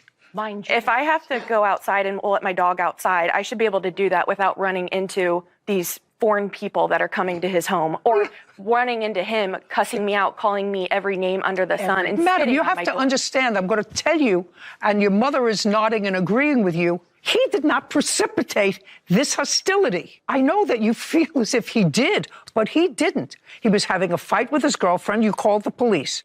According to you, he had people coming to his house. You have no proof of that, but they were foreign people. They made you uncomfortable. You called the police. After you called the police at least those 2 times, you wrote to the HOA asking for them to intercede on your behalf to tell him to move his cars out of the front of your building. You felt uncomfortable enough because evidently he's going to tell me that somebody from the pharmacy board came to his house as a result of complaints that you filed, and it could have cost him his license. It ultimately did not, but it could have. And you're telling me that after all of that, you think he should be a pleasant neighbor?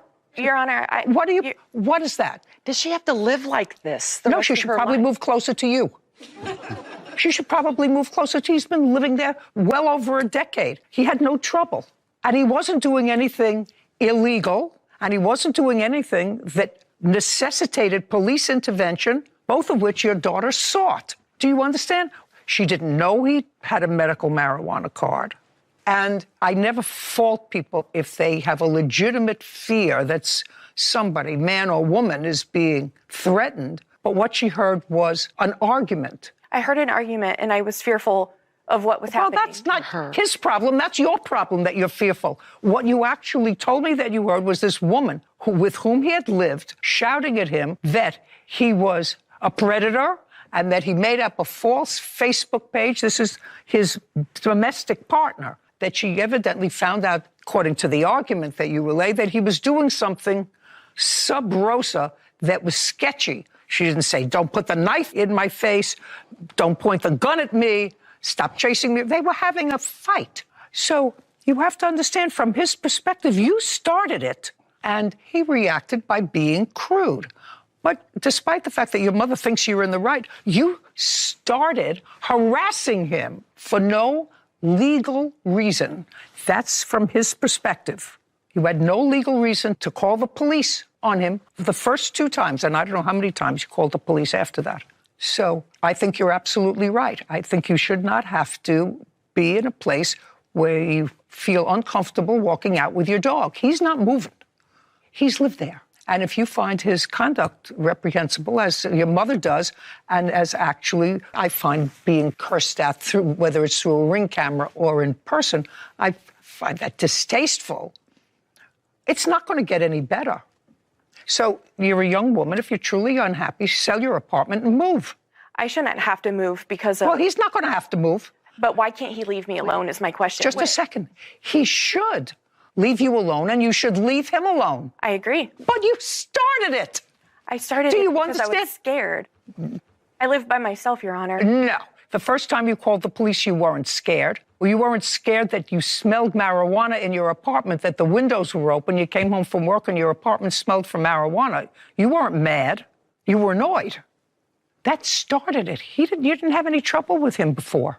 And then the foreign people who were coming to his door, you know, that's a serious allegation. Serious. So, do I think he behaved like a gentleman? No.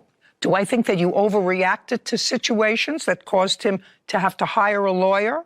The answer is absolutely yes.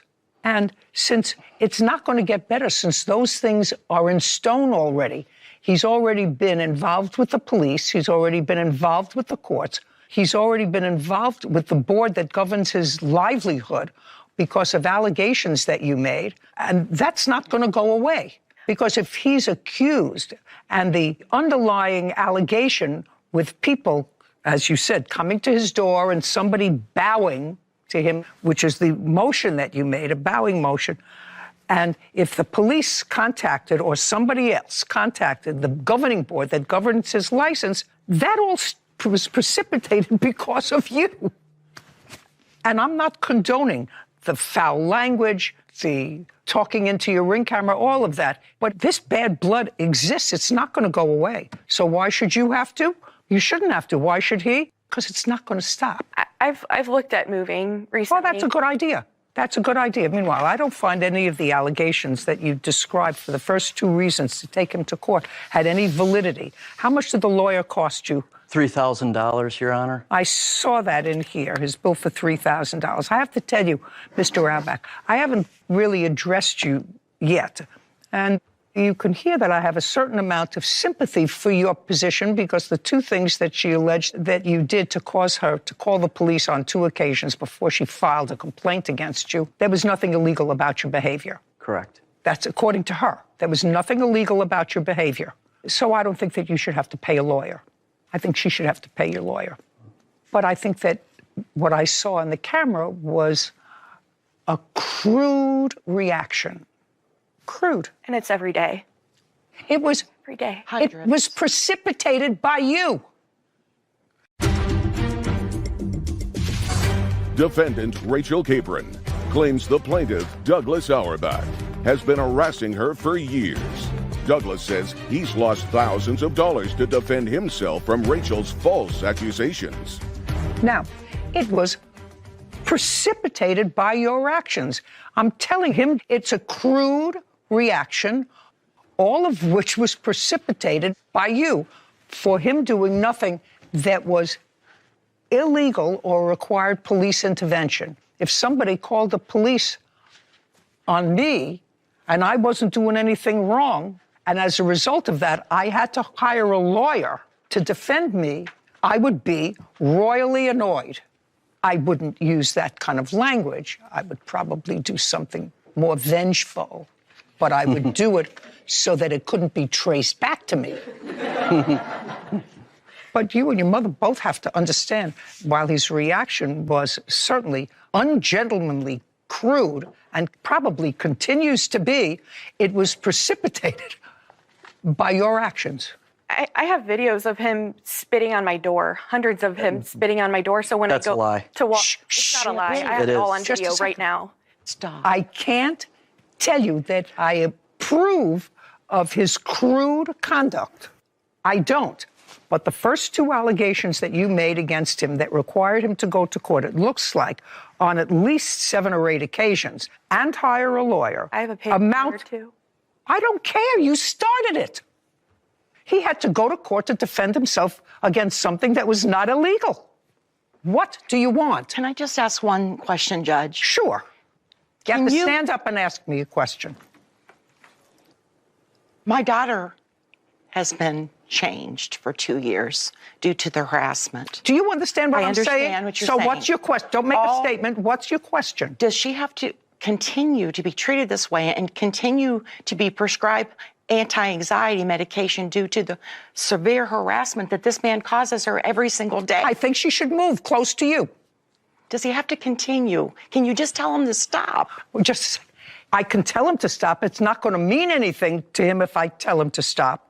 And your daughter has had a hearing. Maybe she has to go back. If she has proof that she wants a protective order, that he's doing something illegal, let her refile, or let her do the smart thing, let her sell her apartment and move. That's what I would advise one of my children. He's not going to move, and as long as they live right opposite each other, there's going to be acrimony. I wouldn't live like that. I really wouldn't live like that, nor would I encourage one of my children to live like that. He's been living there since 2008 or 6. He's not moving. And what precipitated this whole hostility, he probably has a short fuse. He probably is relentless in getting even. Yes. You have to acknowledge that your daughter started the trouble. I understand, but isn't No, there a not point? do you understand. Do you understand and agree with it? I agree, but can't it stop after 2 years? Well, once the Hatfield and McCoys started to fight, they continued to fight until a lot of people were dead. And it seems to me life has enough challenges so that if you can extricate yourself from a major stressor, you do that. Okay, we're finished.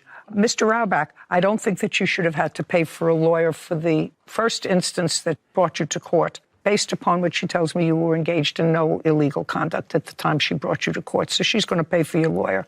I don't have to entertain your counterclaim because that counterclaim is based on the same allegations that were already heard by another court, and the case was dismissed. If you have fresh allegations and want to continue this lunacy, and you have further proof, file for another protective order. Maybe this one will be granted. And I wouldn't live in a situation where I felt uncomfortable. I mean, he's a man, you're a woman, you're younger, you're about the same size. So it's not a David and Goliath situation. But one of you is going to move, and clearly he's not. He's been living there almost 20 years, right? Okay. Judgment for the plaintiff in the amount of $3,000. We're finished. Thank you. This court is adjourned.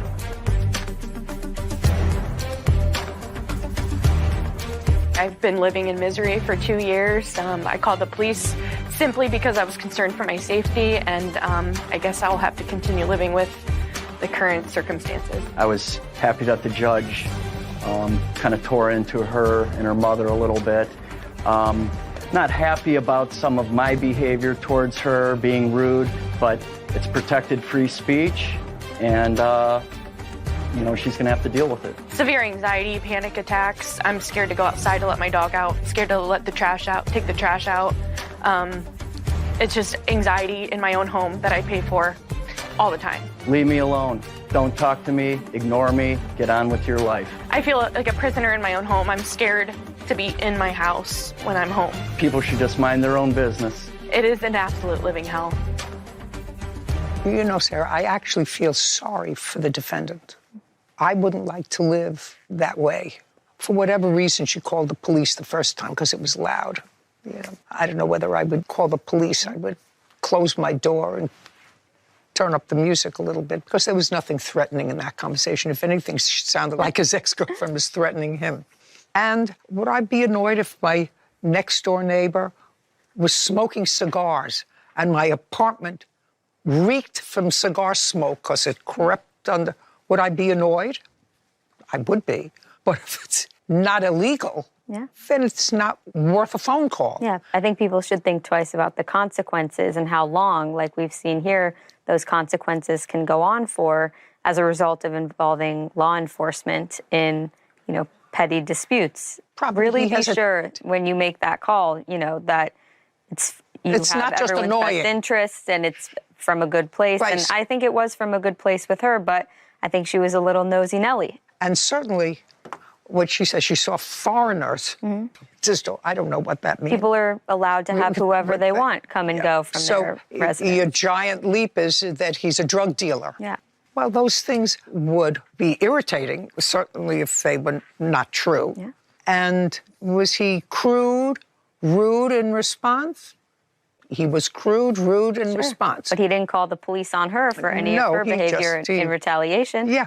So, Anyway, I feel sorry for her, and I really think she should move. Yeah, I do. Because he's not moving. Yep. His ex-girlfriend, Jennifer Hancock, and her ex-boyfriend, Derek Jones, for personal property. Court come to order. All rise. Have a seat, please. Hello, Judge.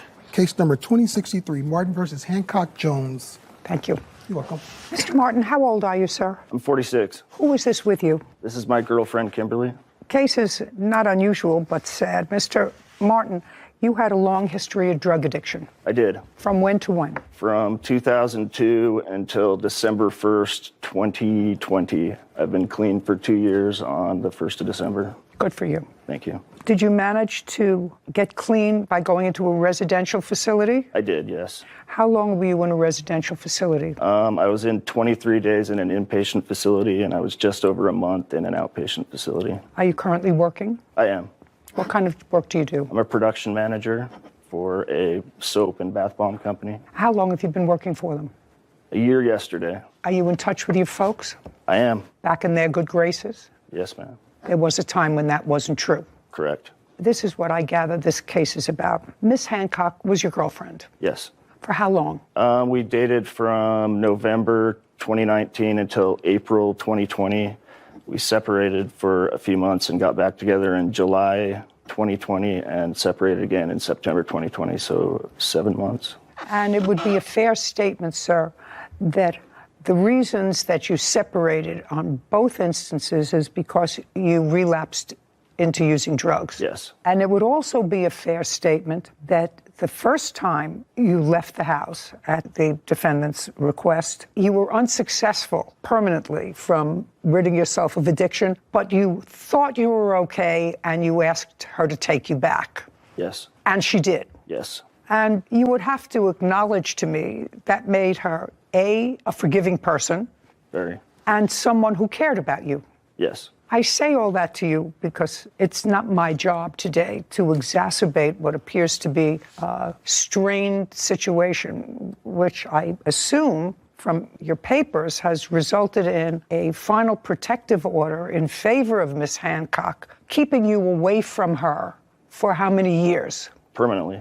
Forever. Yes. And that was after a criminal case was resolved, and that was a criminal stalking case. Yes. That was resolved, and it was resolved in her favor probably, and I don't know this for certain, probably with a plea from you. Yes. And when you enter a plea, the judge always asks you, you understand your right to have a trial, you have a right to examine witnesses, you have a right to call witnesses, and by making this admission, it is the same thing as a guilty verdict. Correct. Judge did tell you that. Yes. I assume. I mean, I remember making those statements many, many times a long, long time ago. I'm surprised I still remember any of it. And you're supposed to remain away from her. Yes. So the first question I have, well, I know why you're here. You're here because you say the last time she threw you out, and she threw you out not only because she found drugs that you were using again, but she had a fear that you were selling drugs out of the house, and she couldn't be involved with that, which is perfectly legitimate. You would have to acknowledge that. Absolutely. You'd also acknowledge, and I'm reading these papers sort of between the lines, your complaint, her answer, and the countersuit, that Miss Hancock had a child. Yes. A son. Yes. How old? When you were 15 living? at the time. And uber impressionable age, and the fact that you were abusing drugs in the house, it really exposed him to something that a teenager shouldn't be exposed to, because his mother has feelings for that person who's drug addicted. Yes. And I assume you had warm feelings at some point for this 15-year-old. Absolutely. At the time, your parents had asked you to leave the house. I was living with my parents at the time. Jennifer asked me to move into the house because Mr. Jones had placed a GPS tracker on her car, and she was concerned about her safety with him. So you were dating at the time? Yes, I was living with my parents before I moved in, yes. Okay.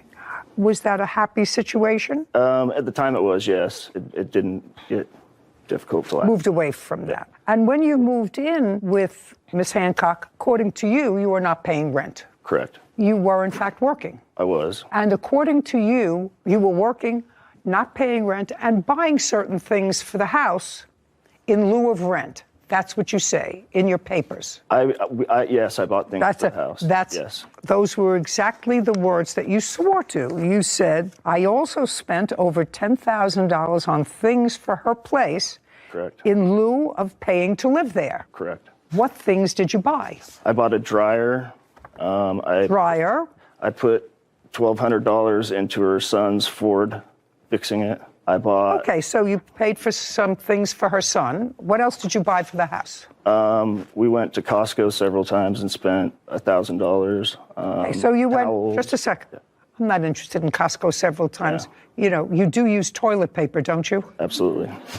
What else did you buy for the household? I bought a battery for a Ford car. I bought a Keurig. I bought a rug, towels. I paid for the vacations while we were together. I bought some home lights for the outside. Come on. Keep going. What else did you buy? And what else did you buy for the house? So far, we're not close to $10,000. That's all. Well, you swore to the fact that you spent $10,000, that you bought things for the house in lieu of rent. So far, you've given me maybe $2,500. Okay. And that includes a couple of trips to Costco. So I want to know, what else did you buy for the house? Did you buy televisions for the house? I bought televisions. Just a second. How many televisions did you buy? I bought two. And how much were they? One was $1,700, the other one was $500. What else did you buy for the house? Those are the only items I remember buying for the house. Great. Now, what items do you claim that, because that's what this is about so far, what items do you claim that Miss Hancock kept that belonged to you when she told you to leave the second time? I have text messages sent. No, don't tell me text. I don't want to hear text messages. I want to hear what items you claim are your property that she kept when she told you to leave the second time. That requires things: a fishbowl, a guppy, a pair of shoes, a tie. And if you say any of those things, I'm going to throw you out of here because I don't waste my time over guppies. Yeah. So tell me what you are alleging that she kept. 2 TVs. Okay. An entertainment center. Just a second. You didn't tell me an entertainment. You told me you bought 2 TVs, $1,700 and $500. That would fit into the $10,000 of what you spent in the house. Entertainment center. What did you pay for the entertainment center? Originally, I paid $1,200. What else? I'm also asking for the return of a rehab center that she was kicked me out of, $2,500. Oh, don't be ridiculous. Keep going. Okay. And then 47 Nintendo 64 games. 47 what? Nintendo 64 games. So, Mr. Martin, because I'm going to make short shrift of this case, as you can see right now, and your girlfriend looks like a nice lady. I don't know why you're here. His ex-girlfriend, Jennifer Hancock, and her ex-boyfriend, Derek Jones, owe for personal property. Jennifer and Derek are countersuing for harassment. Okay, so far, all the things that you told me that you bought for the house barely add up to the $10,000 that you swore that you purchased for things for the house in lieu of paying rent. Do you understand? I do. If I may also add, when we were separated the first time, I sold my marital home for $47,000. I cashed it at my bank and I put it into an account with her that I was an authorized user on. I did not get that money back because she removed my name from the account. So that money also went to purchase things while we were together that were for the house. I don't remember specifically what we bought. It was close to $20,000 that wasn't returned. But Mr. Martin, I can understand that. But you know, this is a court. Okay. This is not a guessing game. This is not a game show. If you're saying that because of whatever reason you put your money into an account that she had access to and you spent money together on the house from that account, I can't help you with that. Okay. Do you understand? I do. I mean, it was a time that was a fog. Did Miss Hancock and or Mr. Jones ever return any property to you or to your parents' house? They did on November 20th. That was in 2021? Yes. What month in 2021 did they return things to your parents' house? It was November 20th to the 21st during the night. Were you present? I was not. I did not live there. So I would assume that you found out that that property was delivered to your parents' house from either Miss Hancock or your parents. My parents. And your parents aren't here today. They are not. Your girlfriend was not there when they were delivered. I have signed affidavits from them. From whom? From my parents about the property. Are your parents in any way disabled, or are either one of them in the military? No, my father was in the military, no longer. Well, that's the only reason you don't come in person to court if you're disabled, and I might accept an affidavit, or if you're unable to come to court by virtue of the fact that you're in the military. None of those things apply here, so I'm not taking any information that you have in an affidavit. Suffice it to say that they did, over a 2-day period, return a lot of property to your parents' house. Yes. And that, based upon my rough guesstimates, because you can't help me out anymore with that you swore in your complaint, Mr. Martin, that you spent in lieu of rent $10,000 yes. in the home. Yes. And that was specifically because you weren't paying any of the household expenses. Yes. And all of the things that you added up to me, I don't know what 47 video games are, but I assumed that the 15-year-old played them more than you did. She says they were gifted to him. I don't know whether they were or they weren't. Certainly, if you want them back. Do you still have any of the video games? Yes, ma'am. Okay. And you want the video games, sir, or do you want to leave them where they are? I would like them. You would like them? Yes. Okay. Miss Hancock, I'm going to make this as easy as possible. I would like you, not the boyfriend, I would like you to pack up those video games. And do you live in the same town, area, whatever? Close enough. Is there a police precinct where you can drop them off? Yes. Do you know what precinct number that is? I don't know the number, but I'm happy to drop them off at Bountiful City Police Department. Got it? Yep.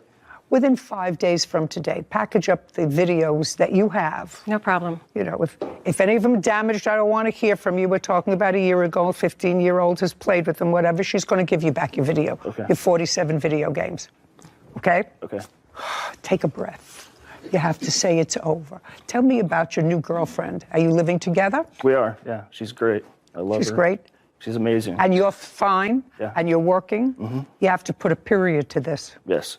A real period. I know. Okay? Ms. Hancock, you and are you currently together, or is this an ex-boyfriend? Ex-boyfriend. Ex-boyfriend. Well, you seem to have problems with boyfriends. You got to start picking them better. I do. This one put a tracker on you. This one, you have a protective order permanently. You have to figure these things out before ultimately you get very hurt. Absolutely. Okay. I read not only your answer, and I've resolved Mr. Martin's claim. He is going to get all of his videos back. You know that Ms. Hancock and Mr. Jones have a cross-claim for harassment.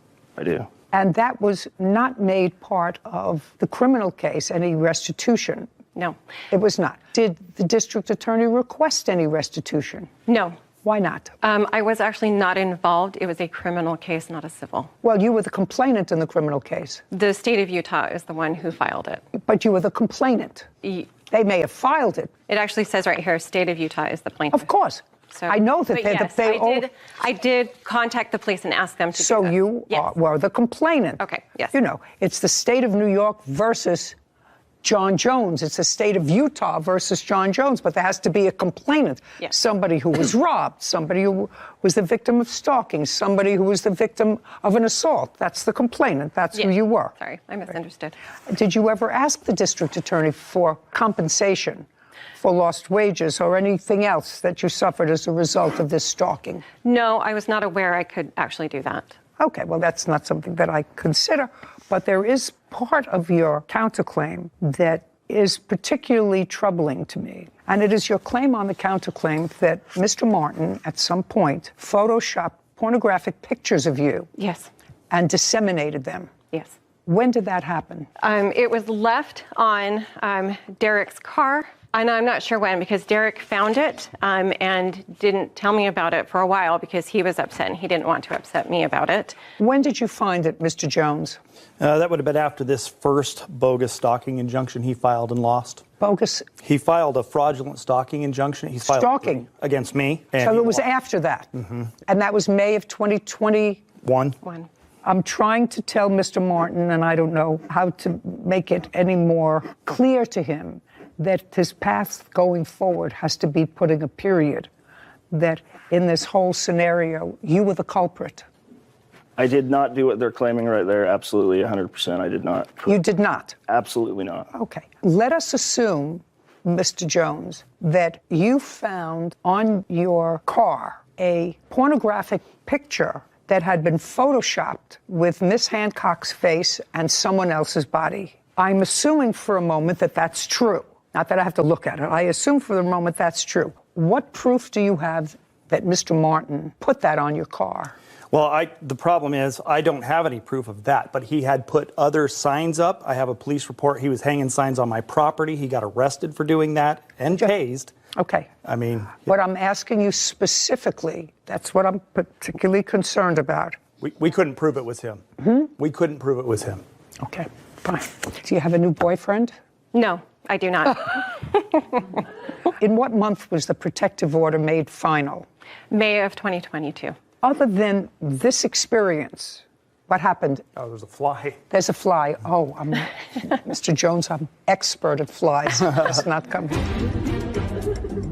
Accused his ex-girlfriend, Jennifer Hancock, and her ex-boyfriend, Derek Jones, of keeping his personal property. Jennifer and Derek are countersuing, claiming Brian was harassing them. Okay. Other than today's appearance, since that was issued in May of 2022, have you had any other contact with Mr. Martin? No. Have you? Yes. Tell me when. 5/7/2021, we called the police. No. Pay careful attention to my question, Mr. Jones. Between May of 2022 and today, have you had any contact with Mr. Martin? Just his files, his claims. He keeps filing protective orders against me. When was the last time he filed a protective order against you? Well, he tried filing one a week before this, and I have that A week as well. before what? Before this case. Okay. And I have What that police report. They told him no. Okay. So they didn't allow him to file it? That one. But he's filed several others. I'm talking about between May. Nope, that's the last one. That was the last one. I'd like to see it, please, Kevin.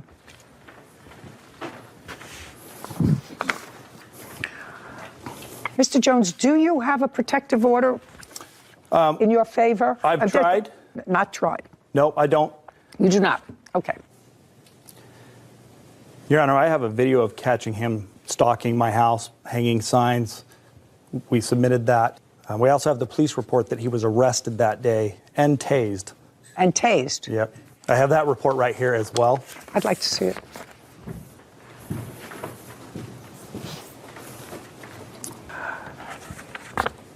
Mr. Jones, I'm going to go back to just May of 2020.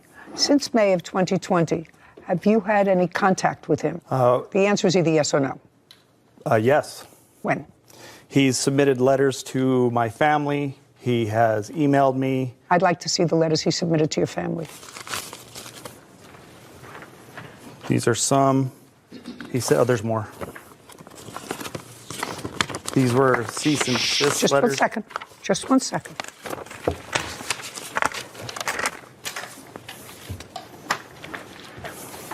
What's this?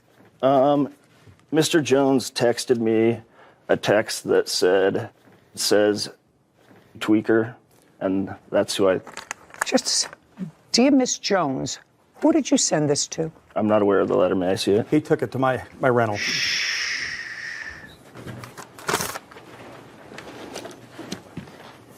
What are you giving me? These are letters he submitted to my houses or my rentals when he was trying to find me to Just a second. This was in relation. Mr. Jones had a temporary stalking injunction in place against him on February 7th, 2021. On May 5th, 2021, he was served that stalking injunction, and that is when the incident with the Bountiful Police took place that you're reading right now. Mm-hmm. He showed up to where I was getting my oil change. In addition to that, he has sent Facebook messages to my girlfriend that she's I'm here going to testify tell you. on. I'm going to tell you that. You see how calm you are? Not him. You understand that? Not him. Probably not him, but definitely not him. And I'm going to just suggest to both of you that neither one of you want any other legal action. You already have a lifetime protective order issued against you in favor of Miss Hancock. Yes. So I'm just telling you, I'd stay as far away from him, Mr. Martin, as I possibly could. Go a mile out of your way rather than go anywhere near where he is. That's fine. That's what I'm doing, Now, ma'am. Mr. Jones, you have, and I've been around here for a long time, these kinds of buildings for a long time, you have an attitude. I can tell you have an attitude. And things may have been bad historically, but you know your behavior wasn't perfect historically. You would agree with that with Miss Hancock, correct? Oh, absolutely. You would agree with that. Okay. And you're not a baby. I mean, it's not as if you're 21 years old anymore. And if you have that within you to have bad behavior against another person, that's there. Either you have it or you don't. And what I'm suggesting to you is that this is not going to be a good outcome if this animus continues. She's not your girlfriend anymore. He's got a new girlfriend. You don't have anything to do with him anymore. Nothing. If you have to travel a mile out of your way to avoid going anywhere where he gets lunch, coffee, a Jiffy Lube, or anything else, I would suggest that you do it. I've done that. He keeps filing protective orders. Good. Well, he can do that. So can you. And what I'm suggesting is that it's not... Don't add fuel to this fire, madam. It's my job to try to temper it. If what you're going to do is to add fuel to this fire, then I think that it's really not a smart idea. The plaintiff will get his 47 videos back within 5 days. They will be dropped off at the local police precinct. What? May I actually say there's only 21 that was ever given, so there's not 47. How many do you have? We have 19 of those games. Okay, 19. Yes. You have any other property that belongs to him? No. No. Okay, we're done here. 19. 5 days. Police precinct. This court is adjourned. I'm disappointed because I've dealt with this man for over 2 years. He's just jealous of my awesomeness. I've moved on with my life. I have a new girlfriend, and I just want my things back. Whatever. I just want him out of my life. It's time to close the chapter. It's time to move on. I never want to see him again. I never want to hear from him again. People spend so much time with negative energy. Oh, yes. Sarah, if the one thing that you and all other single people out there can take away from this case is that women are supposed to be smart. And clearly, she had a nose for bad boys. Yeah. Because according to what we heard, the reason she invited him to come and live with her is because the different problem with a different co-defendant, right, co-defendant, Mr. Jones, was really stalking her. Mm-hmm. And the same problem she had with the plaintiff. But stalking is an odd one. You have to be a little bit off to engage in stalking, to really terrorize somebody. Especially to the level of legal action for stalking. Yeah. Because I know the standard for getting a restraining order, even a temporary one, is very high, the standard. There has to be some pretty serious stuff that the judge reads. And he pled guilty. Mm-hmm. But Mr. Jones also acknowledged that he had not treated her well. So it's always sad to me when perfectly reasonable women, sometimes because of their need to nest, will choose subpar mates. I think it's more important to hold on to your own energy than to allow it to seep into these negative wells that will just run you dry. You're absolutely right. Just remember it.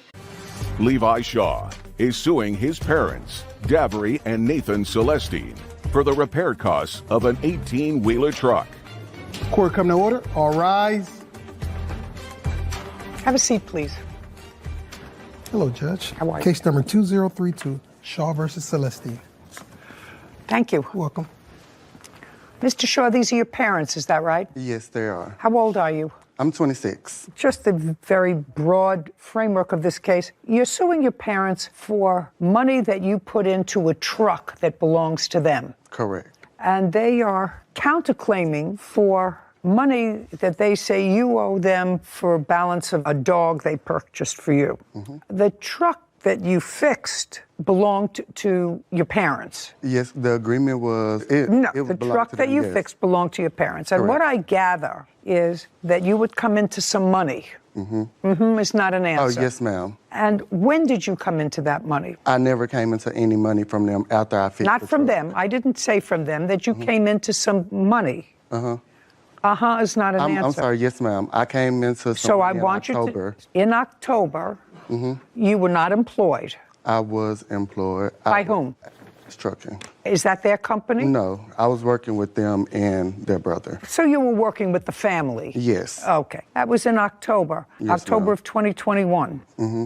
Uh-huh is not an answer. I mean, yes, is ma'am. an I'm answer. sorry. And how much did you come into? About $10,000 for the month of September and October. And then your father said to you, I assume, you should take some of that money and buy a 16-wheeler truck so that you... No, ma'am. Well, how did that happen, sir, that you got possession of your parents' truck? So Did you try to buy a truck on your own? Yes, ma'am, I did. Okay, And in that what deal month? failed. Just a second. In what month did you try to buy a truck for yourself? January. January of 2022? Yes, ma'am. And tried to buy a truck so that you could have your own truck for long hauling and business. Yes, ma'am. And you went to a dealer and you found the truck that you liked, but you didn't qualify for financing. Yes, ma'am. Okay, and how much is a new truck? That truck, it wasn't new. It was a 2015, and they priced it at $60,000. 60. Yes, ma'am. And you told your parents about that? Yes, and ma'am. there was a discussion that they had an older truck that wasn't running. It needed minor work. It needed... That was told to me. Okay,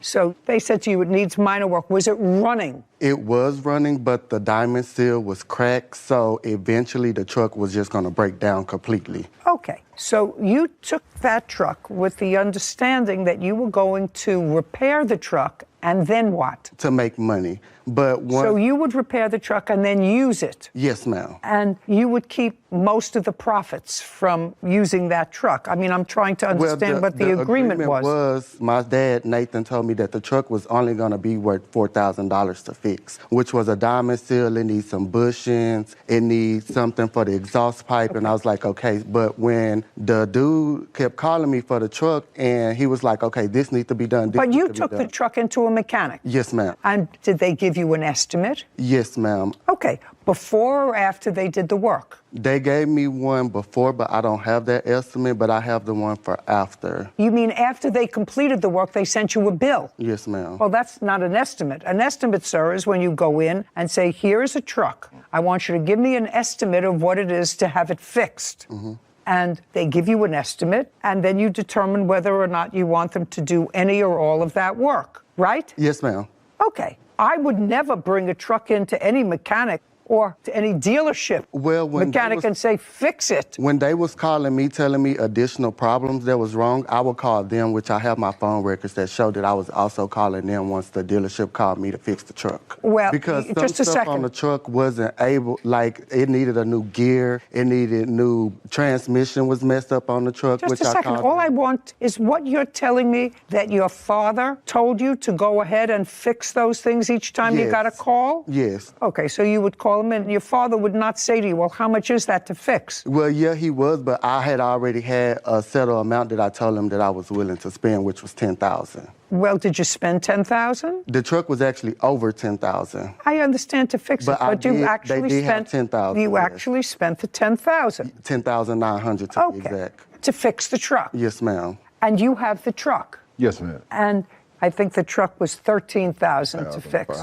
Yes, ma'am. So you paid the additional $3,000. Yes, ma'am. Now the truck is running. Yes, ma'am. It's running. It was running before, Your Honor. But it's running now better because ma'am. there are. Yes, ma'am. Because not using it. Just a second. I can only hear from one of you. He said the truck is in use. You said no. It's not used, or is the truck? No, Your Honor, I misunderstood what you said. I thought you was talking about the repair. You saying is the truck operable now? Yes, it's operable, but it's not on the road. It's not on the road? Who Yes, cares ma'am. if it's not on the road? Oh, yes. The idea Ma'am. was he was supposed to fix the truck and supposed to be able to use the truck. Yes, ma'am. Is he able to use the truck? Yes, he's able to use the truck. Okay, great. When was the last time he tried to use the truck? He never tried to use the truck after it was fixed. He said that he no longer wanted to be a part of the deal, to give him his money back. Okay. I have something. Now, when the truck originally got fixed in February, my dad came into town multiple times. It was one more piece that needed to be fixed, which was the ABS module, which if you get pulled over, they're going to stop you and shut you down completely. I don't know. And I told him, hey, we need to get that fixed. He came into town 3 times, and I asked him, hey, is you going to take the truck to the shop? Hey, is you going to take the truck to the shop? He said no. And he's like, well, it don't have any insurance. And it was just a whole bunch of excuses why he couldn't take the truck to the shop. Whether he can or he can't, he says, and your mother says you're able to use the truck. But I don't have a CDL, so I'm not able to drive it. Well, you didn't have that when you took it in anyway, to be fixed. But I didn't take the truck over there. He drove the truck to the mechanic shop. Whatever. I don't care who drove it there, but your agreement with him was you tried to buy a new truck. It was much too expensive. Your agreement with your parents was that you would take an older truck of theirs that needed a lot of work, and you took it into a mechanic, and the mechanic was going to fix the truck, make it operable, so that you would have an opportunity to use it and make money. Yes, ma'am. And so I'm asking you, now the truck is fixed to the tune of $13,000. When was the last time that you asked to use the truck that your parents said you can't? Well, I asked him, can I have his dad take the truck to get the additional piece put on, and he told me no, just to wait till he come into town. Okay. Shaw claims his parents, Davry and Nathan Celesti, owe for the repairs of an 18-wheeler truck. Levi's parents are countersuing for the balance of an English bulldog. Was the additional piece put on the truck that he's talking about? No, ma'am, it didn't actually Why? need that addition. It was an ABS modulator, which on that particular model was a 1995 FLD Classic. On that particular model, you don't need that to reset the ABS light. All you need is a sensor that goes in the hub of the wheel. What I'm asking you is, your son said that you needed this one part. This is your business. Yes, ma'am. How much is that one part? This is a part that I never researched, so I can't tell you that. But according to him, Perhaps I didn't ask you anything. Perhaps you can tell me. The part was $900. That was returned back. It was never returned because they wouldn't let me return it because it's dealing with wires. So when I asked them, can I return it, they said no. And I had a text where I texted her and I said, hey, they will not let me return this piece. Return what piece? The ABS module. They will not let me return it because it's electrical and they do not accept returns on electric pieces. So is what you're telling me that you bought this piece for $900? Yes, ma'am. Okay, and that it wasn't necessary. You didn't buy it from him. No, but I don't know if it was necessary, but what the mechanic told me and what you can't tell me what the mechanic told you. Well, I'm just saying the mechanic told No, me you that it can't needed. tell me what the mechanic told you. Well, all I'm telling you, Mr. Shaw, is you had an agreement with your parents to fix a truck and then to be able to use it. And I want to know whether they have ever denied you the right, because that was the contract that you made. You never made a contract with them that you would take a truck to the mechanic and they would pay for the repairs. You never made that contract with them. You want me to say that that was your contract with them. They say the truck is operable now and that you can use it. When do you want to use it? Well, if they willing to let me use it, then I want to use it as soon as possible. Okay, and you can drive the truck. No, I was going to hire a driver. Okay, and the truck now is not on the road, is that correct? That's correct. That's Yes, ma'am, that's right. Now, That's right. That's right. the yeah. truck is That's not right. on the road. No, ma'am, it's is not. what you said, Yes. but operable. Yes, it's not operable. Okay, and after the agreement that your son was going to pay the money, fix the truck, and then be able to work at it so that he's getting some benefit from what he put into the truck. Yes, ma'am. Did you have an agreement? I wanted to ask. I'm not looking at you. Okay. Did you have a discussion with him about how much of the time he would be able to utilize the truck, or was your agreement with him that he could use it at will? I gave him a specific time. Yes, ma'am. I'd like to hear what the specific times The specific time was... let's make it up as we go. No, ma'am. I'm thinking straight to you. I'm going to tell you just like it actually is. I gave him specifically, according to him, about 3 months of when he probably needed it, to get himself together. No, just a second. You mean he was going to spend $10,000 on fixing the truck and you were going to let him use it for 3 months? Well, put your hand down. I'm not talking to you. Well, as long as he needed it. I'm going to put it that way. As long as he needed the truck. Okay.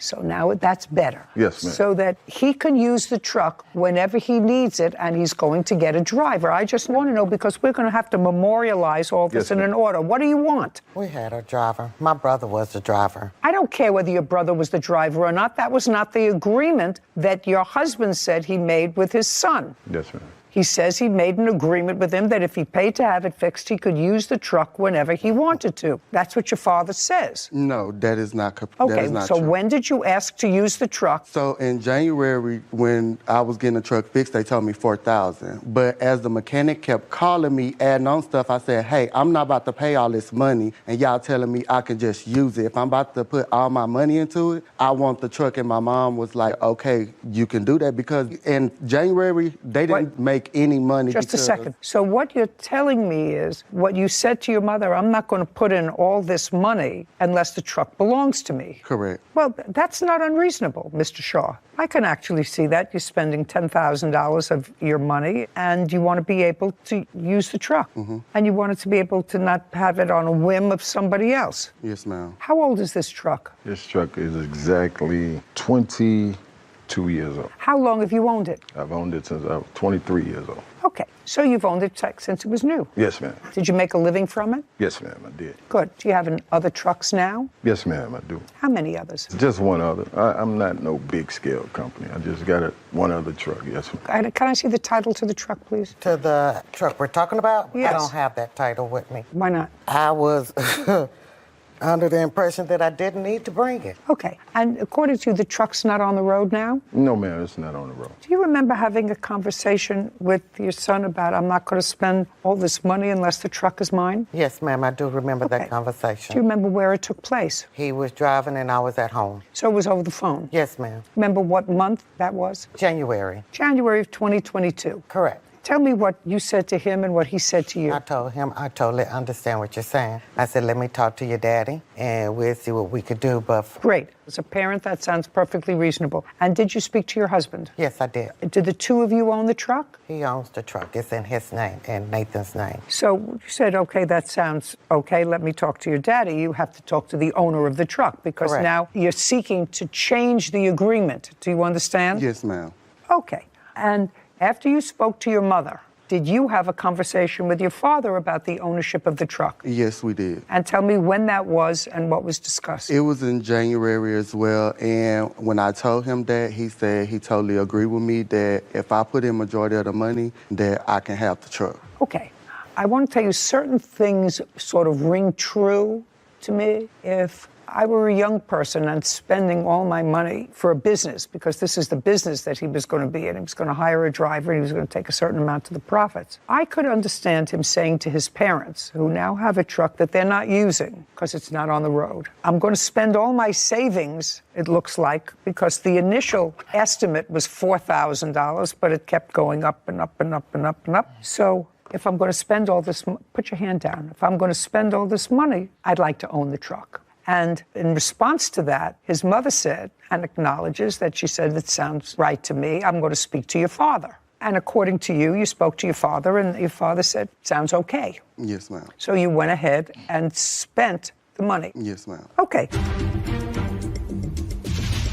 Levi Shaw says his parents, Davery and Nathan Celestine, owe for the costs of repairs to an 18-wheeler truck.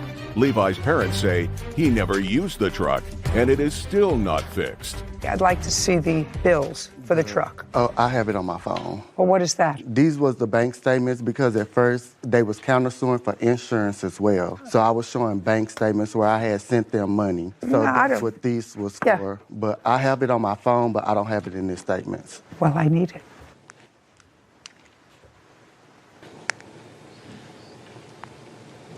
Here you go. Is that the one final invoice? Yes, ma'am. I'd like to see it. And it also have at the bottom where it says it needs the ABS module. Your Honor, can I see that as well? Yes. Well, so the entire amount is $13,000. $13,000 and some change. And your father paid $3,000. Yes, ma'am. This is not the correct invoice. What? I have the original invoice. Oh, fine, I'll take a look at yours. The invoice that was sent to me via, so by their email, which I could pull up their email as well. And it shows that it's paid on the back. Just a second. Yes, ma'am. It's the same thing as he showed me. But it has our name on it. Who cares? The ones that he showed you, it changed since then. Well, but let me ask you a question. No. Unless I'm missing something. No. You're not questioning the fact that he paid $10,000 to fix the truck out of the $13,000 that the truck was. Are you questioning that? No, I'm not questioning that. Then I don't know what we're talking about. Okay. Let's go over this one more time.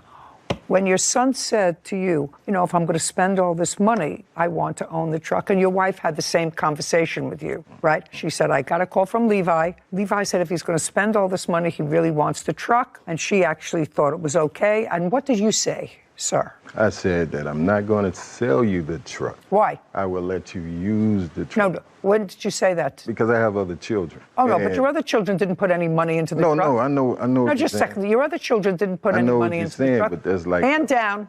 He didn't ask me to buy the truck. Okay. He asked, could he use it? Just a second. He was going to sell it to my uncle because when the repairs got done, they actually didn't have enough money because I had $8,000 saved up. They took $4,000 of my $8,000. That you got paid back. Yes, but they didn't have the money, so when you just... Mr. Shaw, I don't expect you to talk to each other. I don't expect you to talk to him. Yes, ma'am, I understand. It's very easy. I believe that you changed the contract with your son from a contract where he would pay for the repairs, which was supposed to be $4,000, and then you have the use of the truck, to the fact that he was going to spend $10,000, which was all of his money. Put your hand down. I'm not... This 22-year-old truck that you've had since it was new was going to be his. And I am going to craft an order to the Department of Motor Vehicles to reissue a title in the truck to him. Do you understand? He's going to take that order. He's going to get a new registration for the car and a new ownership. Unless you want, put your hand down. This is not a. This is not. It's not. I don't understand that. Well, I got other children. I got 5 other kids. Do you want me to say it's slower? Your Honor. And I say, what about the $3,500 that we put into it? You're absolutely right. Okay. But it wasn't $4,500, it was $3,500. 35. I'm sorry if you didn't hear me well. Man. You are absolutely entitled to that. Dude. I believe you are entitled to that. He put in 10. That's his truck. I made, Your Honor, I worked all my life with that truck. I don't care. I worked all my. I don't care. He's not going to spend his $10,000 I done made over $1 million your with the truck. truck. That's ridiculous. I want you to stop it. Say, man. Hey, man. How can you tell me Now, to stop are on we something going- I worked blood, sweat, and tears on? He finna take. I need a break. That's the judgment. I'm not entertaining your counterclaim. That's the judgment of the court. You get title to the truck. You can retrieve it as soon as you change the registration of the truck. However, in order to do that, you have to give your parents the $3,500 that they put into the truck. Do you understand? Yes, ma'am. Your Honor, Good. what about We're this done. dog? We're that done. we This paying court is for? adjourned. We're done. We I have paying a for this question, dog. Judge. We're done. It's over. Okay. We paying for this dog, and he's not giving us nothing. Let me explain something to you. The reason, let me explain something to you. The reason that I'm not hearing your counterclaim is because the two of you were disrespectful and didn't listen to me. Oh, yes, you did. That's it. We're done. All right. My actions of my response to what she was saying wasn't nothing being disrespectful towards her. I'm very glad she ruled in my favor. It was the initial, the thought of giving up my hard-earned possessions. It was because I did try to work it out before we came to court, and they was like, no, we're not going to pay you nothing. I never would have thought in a million years sue my parents, even though my parents whooped my butt. But that was just something you had to go through back then. It saddens me. I'm in disbelief that my parents did that to me. I didn't think that they would do that. I mean, I'm not sure. I don't know his plans. I can't talk that. If you do business with family, make sure you get contracts. You know, I sympathize with the plaintiff's position on this because modifications of contracts are supposed to be allowed when there's a change in circumstance. So it's not like he was attempting to change the contract every Friday or for no reason. He thought that it was going to be $4,000. It turned out to be $10,000 to fix the truck. And as such, he wanted a bargain for exchange. That's a lot more money than he initially intended. So that conversation makes sense to me, that conversation between his parents, that I know we had agreed to this, but now with this new information, this is what I'm comfortable with. Is that okay? I think so. I think that is a common sense interpretation of what happened. For a truck that cost $60,000 20 years ago, to put in $10,000 to it is not nothing. That's a big investment. Well, it probably isn't worth more than that. And the condition that it was in before he had it repaired, their position was unreasonable because now they have a fixed truck that their child paid for. That their child paid for. And with the animus between them, it doesn't seem to me as if he's going to get any benefit from the bargain. So the modification of their original oral contract, which I think happens occasionally when circumstances change, as long as both parties agree. And I actually think that both the mother and the father said okay, and then something happened that I don't know about. Don't want to know about. And I don't want to know about it. But I think it's fair that he had possession of the truck since he paid to the Cassandra Duenas is suing exotic pet store owner Brian Chow for money from a snake breeding business. Court come to order. All rise. Have a seat, everyone.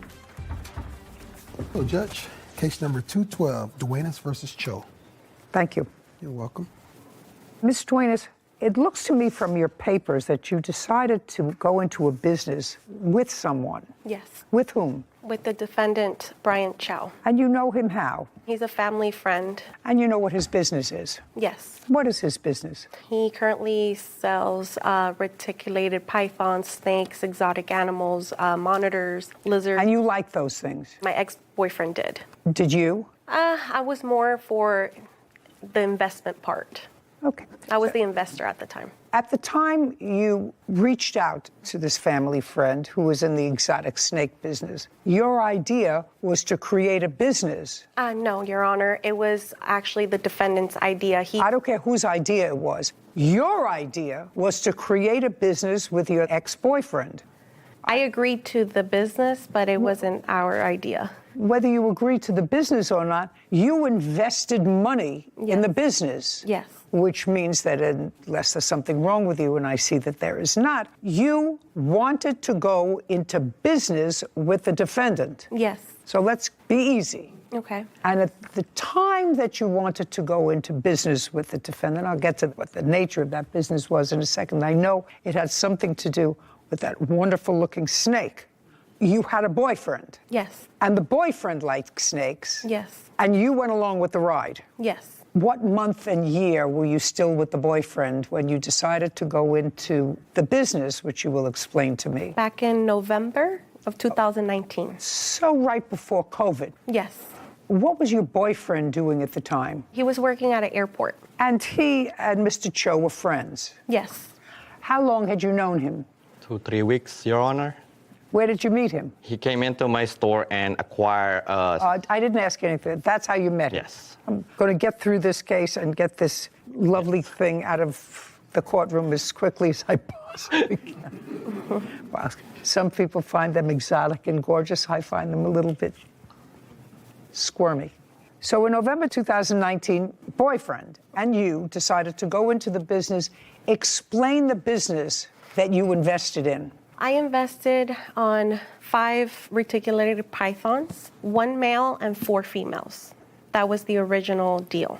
And what were you going to do with them? Mr. Brian Chow was going to have it in his shop, and together we were going to breed them and make a profit out of them. So the intention was never for you to take these pythons to your residence? No. And you understood that? No.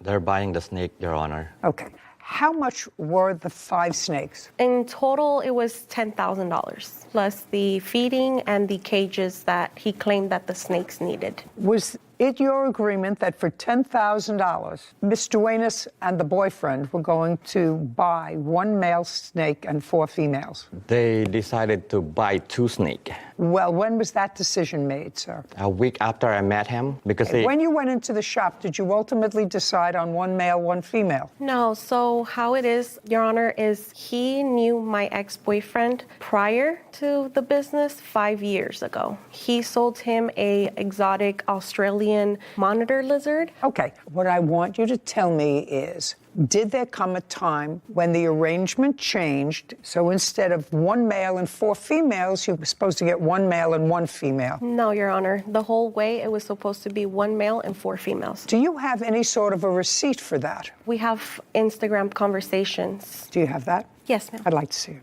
Okay.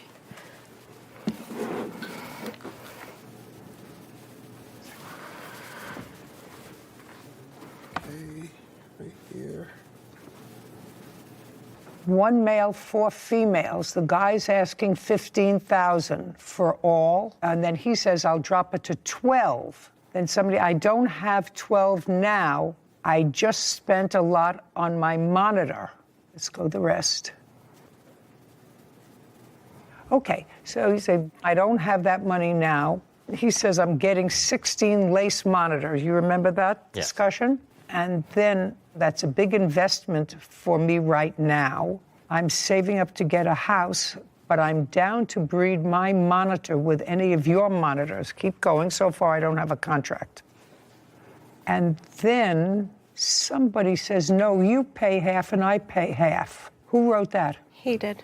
No, you pay half and I pay half. Then you say 6,000. I'm short 6,000. I want to get them, but I'm low on cash till next month. And that's from you. That's from the reptile. I had to see it, Your Honor. Okay. If I invest half with you, what will be my return and in how long? Think about it. That's will be the baby's mix price. JTK Reptiles, that's you. Somebody's on their way. That's you and your boyfriend? Yes. We were on our way to give him the money. And how much money were you going to give him? We gave him the first time $6,000 and then $4,000, a total of $10,000. You received that? Yes, Your Honor. And what did you purchase with the $10,000? If you look at the message from there, what she showed you is they pay half of the 5 snake. Means they get 2 of the snake, and I get 2 of the snake. They've been lying to you guys since day one. They want to purchase 2 snake. Then I told them, like, if you look at the message, I can use my male to breed it to your female. It's an investment for you guys, not for us. It's no us. It's not with them at all. Mr. Cho, were they supposed to take possession of the snakes? They're supposed to pick up the snake. That's why they come to the store with it. Which snakes were they supposed to take possession of? One right here and one out there. Is that a male or a female? This is the female. Has she had babies yet? No, I don't breed her because she don't belong to me. And how old is she? Right now, she should be about 6 years old, going 7. How long do they live? Over 30 to 40 years, depends on how you take care of them, like I take care of them. And there's another one outside the Yes. courtroom that's the same as this one. Also a female? Yes. And you gave him the $10,000. He acknowledges the $10,000. So we have a verbal contract that you were going to pay for some snakes. He was going to order the snakes for you, which he did. And that was accomplished. And the payment for the snakes was done on what date, the first payment? Approximately in November of 2019. And when was the next $4,000 payment? The same month, I would say like a week. Good. And when did you order the snakes, Mr. Chow? Right after I get yeah, because I cannot just acquire the animal without the payment. Okay, so now you've got the payment and you order the animals. Yes. On what date do they arrive? 2 days after, their FedEx delivered to my shop. And when did you notify the plaintiff that they were there? The day that they came, I tell them the snake is So it was also in November, sometime in November. And when did they arrive? The snake arrived? No, the plaintiff and the boyfriend. They arrived a week after I notify the boyfriend. Okay.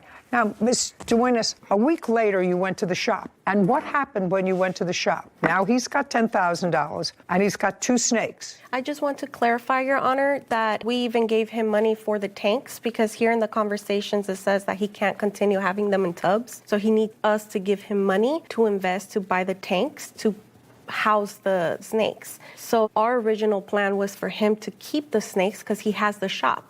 We, at the time, lived in an apartment. He was well aware of this, that we couldn't have big snakes in our apartment. He says no, you say yes. I'm not sure how I can resolve that. I'm trying to simplify this contract.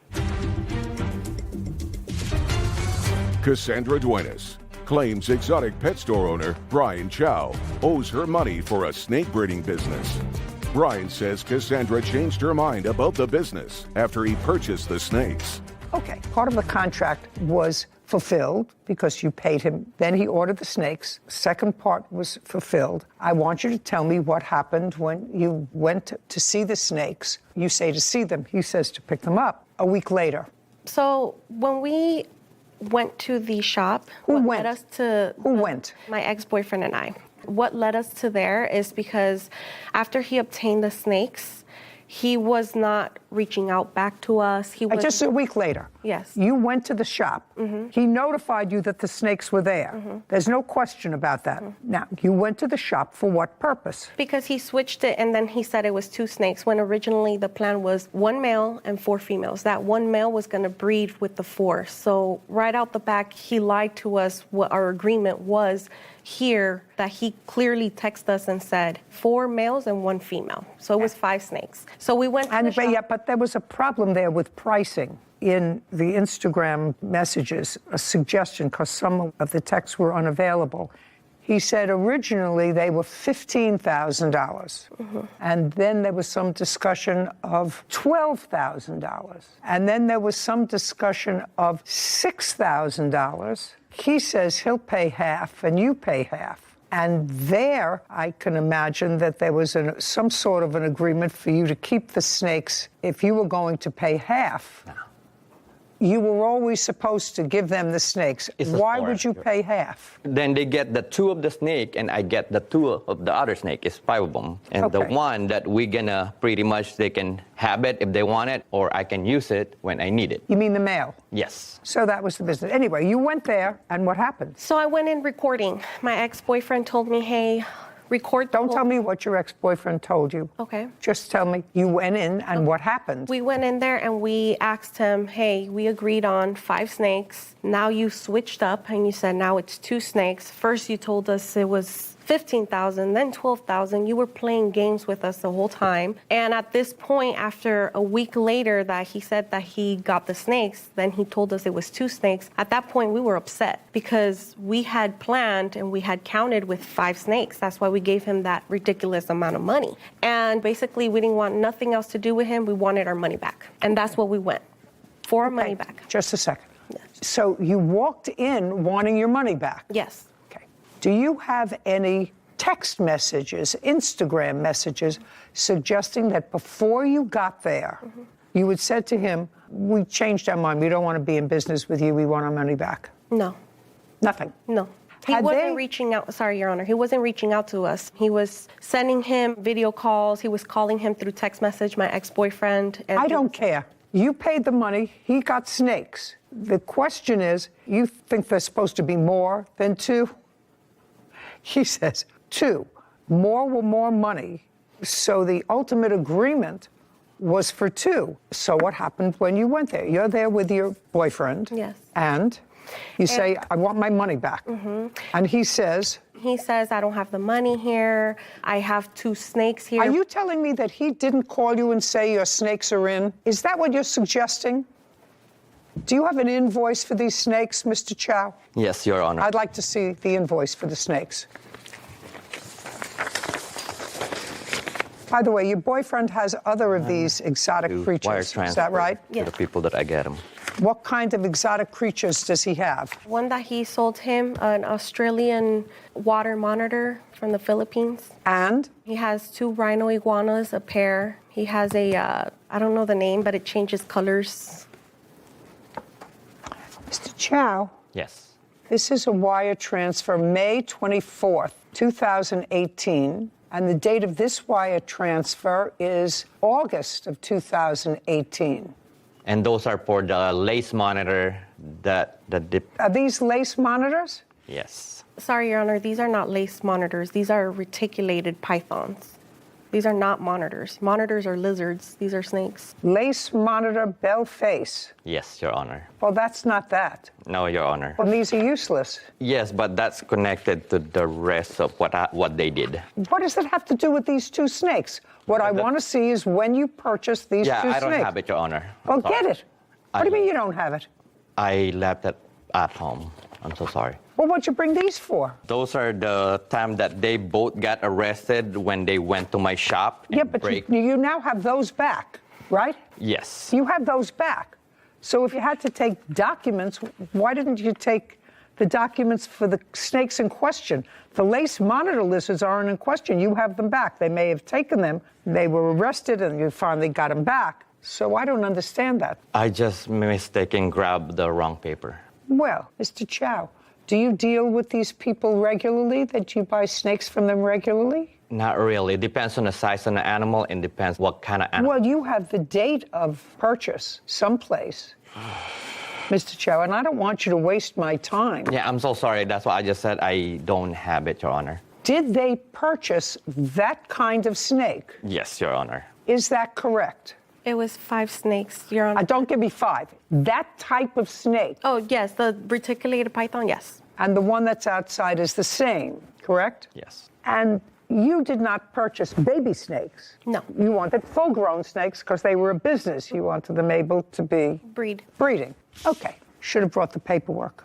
And you went in there that day in November because you had changed your mind. Yes, and on top, yes. Because you had changed your mind. Yes. That's the answer. You had changed your mind. You can give me a whole bunch of excuses, and you told him you changed your mind, you want your money back. And he said, no, because I ordered the snakes, and I got them in, and they're yours. Contract is completed. I'm merely holding your property. And then there was a kerfuffle. And tell me about the kerfuffle. The issue was that it was going back to what I was saying is, then we asked him as well, can we have like receipt? How much did you really pay for them? No, that's not your business. That's not your business, how much you really paid for them. He made a deal, you paid him. If he got them for $2,000 and you paid him $10,000, that's nothing. The kerfuffle, let's draw this down to its most simple English. You wanted your money back and you wanted to cancel this contract. Yes, it's just when we arrived, those weren't the snakes that we ordered. These were the breed of it, is the ones that he was putting here on Instagram, which I have, which is not those. So we ordered something and we got something else. So is what you're telling me, you went there to pick up your, because now it's changed. You went there to pick up your snakes. When you got there, they turned out to be a different... It's breed. It's like the... Pythons, right? Yes. They're pythons, but it was a different kind of python. Now you're telling me because it was a different python, you wanted your money back. Yes, because it wasn't what we paid for. It's like we paid for a Ferrari and we got a Toyota, basically. It's basically You know nothing about pythons, so you're taking your cues from your boyfriend because that's his strong suit. Is it yours as well? No, I'm just the investor. Right. So your boyfriend had a conversation with him and said, those aren't the snakes that I ordered. Yes. Okay. And I want my money back. Yes. And you said you recorded all this. Yes. I'd like to see it. Cassandra Duenas is accusing exotic pet store owner Brian Chow of wrongfully keeping money for a snake breeding business. Brian says he fulfilled their agreements and claims Cassandra stole property from his store. And you said you recorded all this. Yes. I'd like to see it. Okay. You just press play. Which one? Oh, right here. And then you press that. This one? Yes. Okay. Ready? Mm-hmm. You guys just want to do the money back. Yeah. The 10,180 in total, and then money on top of that for lending you the money and everything. I didn't see that coming. Yeah, because we didn't see this coming. You just kept on giving us a runaround and a runaround. Oh, no, what? About the mail. Remember that? No, that's why I'm waiting for the mail to be delivered. I don't have the mail. Yeah, but remember you had told us that the guy had it because he had to leave and he had to get out because he has surgery and all that stuff. Yeah. We gave you the money right there and then. You don't understand what mission we had to go I through. don't know. I don't mind getting you guys your money back, but I don't have cash right now. You guys caught me by surprise. Yeah, but we're gonna have to do it today though. Like we need our money today. If you want it right now, I don't have it. We told you we want to do business correct, and you just keep on giving us another day and another day. You told us as soon as we give you the money, the snake was gonna be here. Yeah, it's not about me, it's the guy. It's not me. I'm just buying the snake from a different guy. And then another thing where you messed up, you said 5 snakes for 6,000, and you come at me with 4 and you wasted my money. Yeah, and I told you that he gave me only 4 snakes, the big giant. Yeah, and why would you waste money if I told you to get the 5 snakes? If you worry about the last one, I can pay for it. It's a mail that we don't need. But I have to do all this, so I have to get like this for you to do that? No, bro. How can I trust you now? Bro, the 4 snake is right here. I'm gonna go get something. What's wrong with you, bro? I'm just asking you. Let's talk. No, we're not gonna talk. I told you don't with me. I don't talk with you, bro. Dog. Why? What's That's wrong? Because we gave you a lot of money. We're talking about over $10,000, and you're just giving us the runaround. First, you told us 5 snakes. This is what we can do. I'll take it. And when you get the money, I'll give it back. Yeah, female too. Oh, no. Oh, no? All right, well. Come on, bro. You're looking at a 15 grand. I told you don't play with me. I don't play with you. You don't even have the money right now. Open them up, man. I got the half of the money. Open them up. I'm trying to talk to you, bro. No, there's no more talking because we gave you the money right here and then. That's unprofessional. You're trying to scam us, and you don't do that to people like that. I didn't. How did I scam you? Before I open it. You're telling me that you don't have the money. I have half of the money because I'm waiting for the snake. Bro, if you guys gonna get arrested. There's no arrested. We're just getting what you took from us. Over $10,000. I'm trying to talk to you. $10,000. I'm trying to talk. No, we tried to talk to you. You're telling us you're gonna have the money. I have everything in video. I don't care. You can record me, bro. All right, so are you gonna You don't play with people's money. You can call You owe whoever me you over want. $15,000. This is 15 grand. We don't care. Can you call a cop, please? No. All right, watch out. Back away. I told you, don't play with my money. What are you doing? What do you mean? He owes me money. I don't care. Get out. Get out. Get out. Get out. Get out. Get out. Get out. Get out. Let them alone. He owes us money. He owes us money. He owes us money. They're gonna deal with it. With the police. Now I'll play that video, please.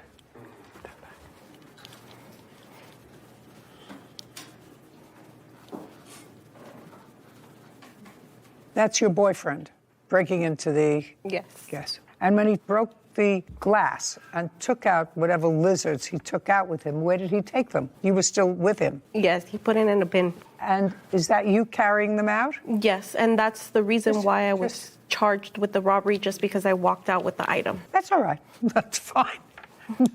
That's a co-conspirator.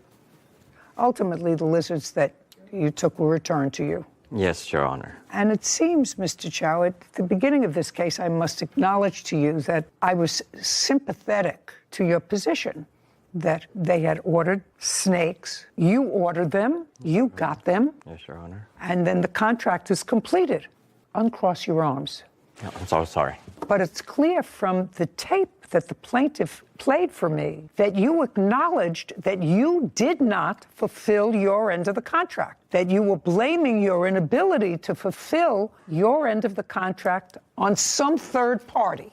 Is that what I heard in the tape? I mean, you know, my hearing's not really acute, but that's what you said. I have no control. I can give you back half your money, but I can't give you back all your money. So the contract was not complete. It was complete because they supposed to get only 2 snakes. I didn't see anywhere where it says just 2 snakes. There was a whole bunch of conversation there about the male snake, and you were supposed to deliver to them the male snake. And you said, I don't have that money now, but I can get that money for you. I can give you the first money. I don't have the second money. It was clear that the contract was not complete unless you have something to show me that it was. But what I heard, it was not. That doesn't mean that Ms. Duenas has the right to break your property and to steal property that belongs to you. What they do is they come into a court and say, you have my money. The contract was not fulfilled. I want my money back. That's what you do.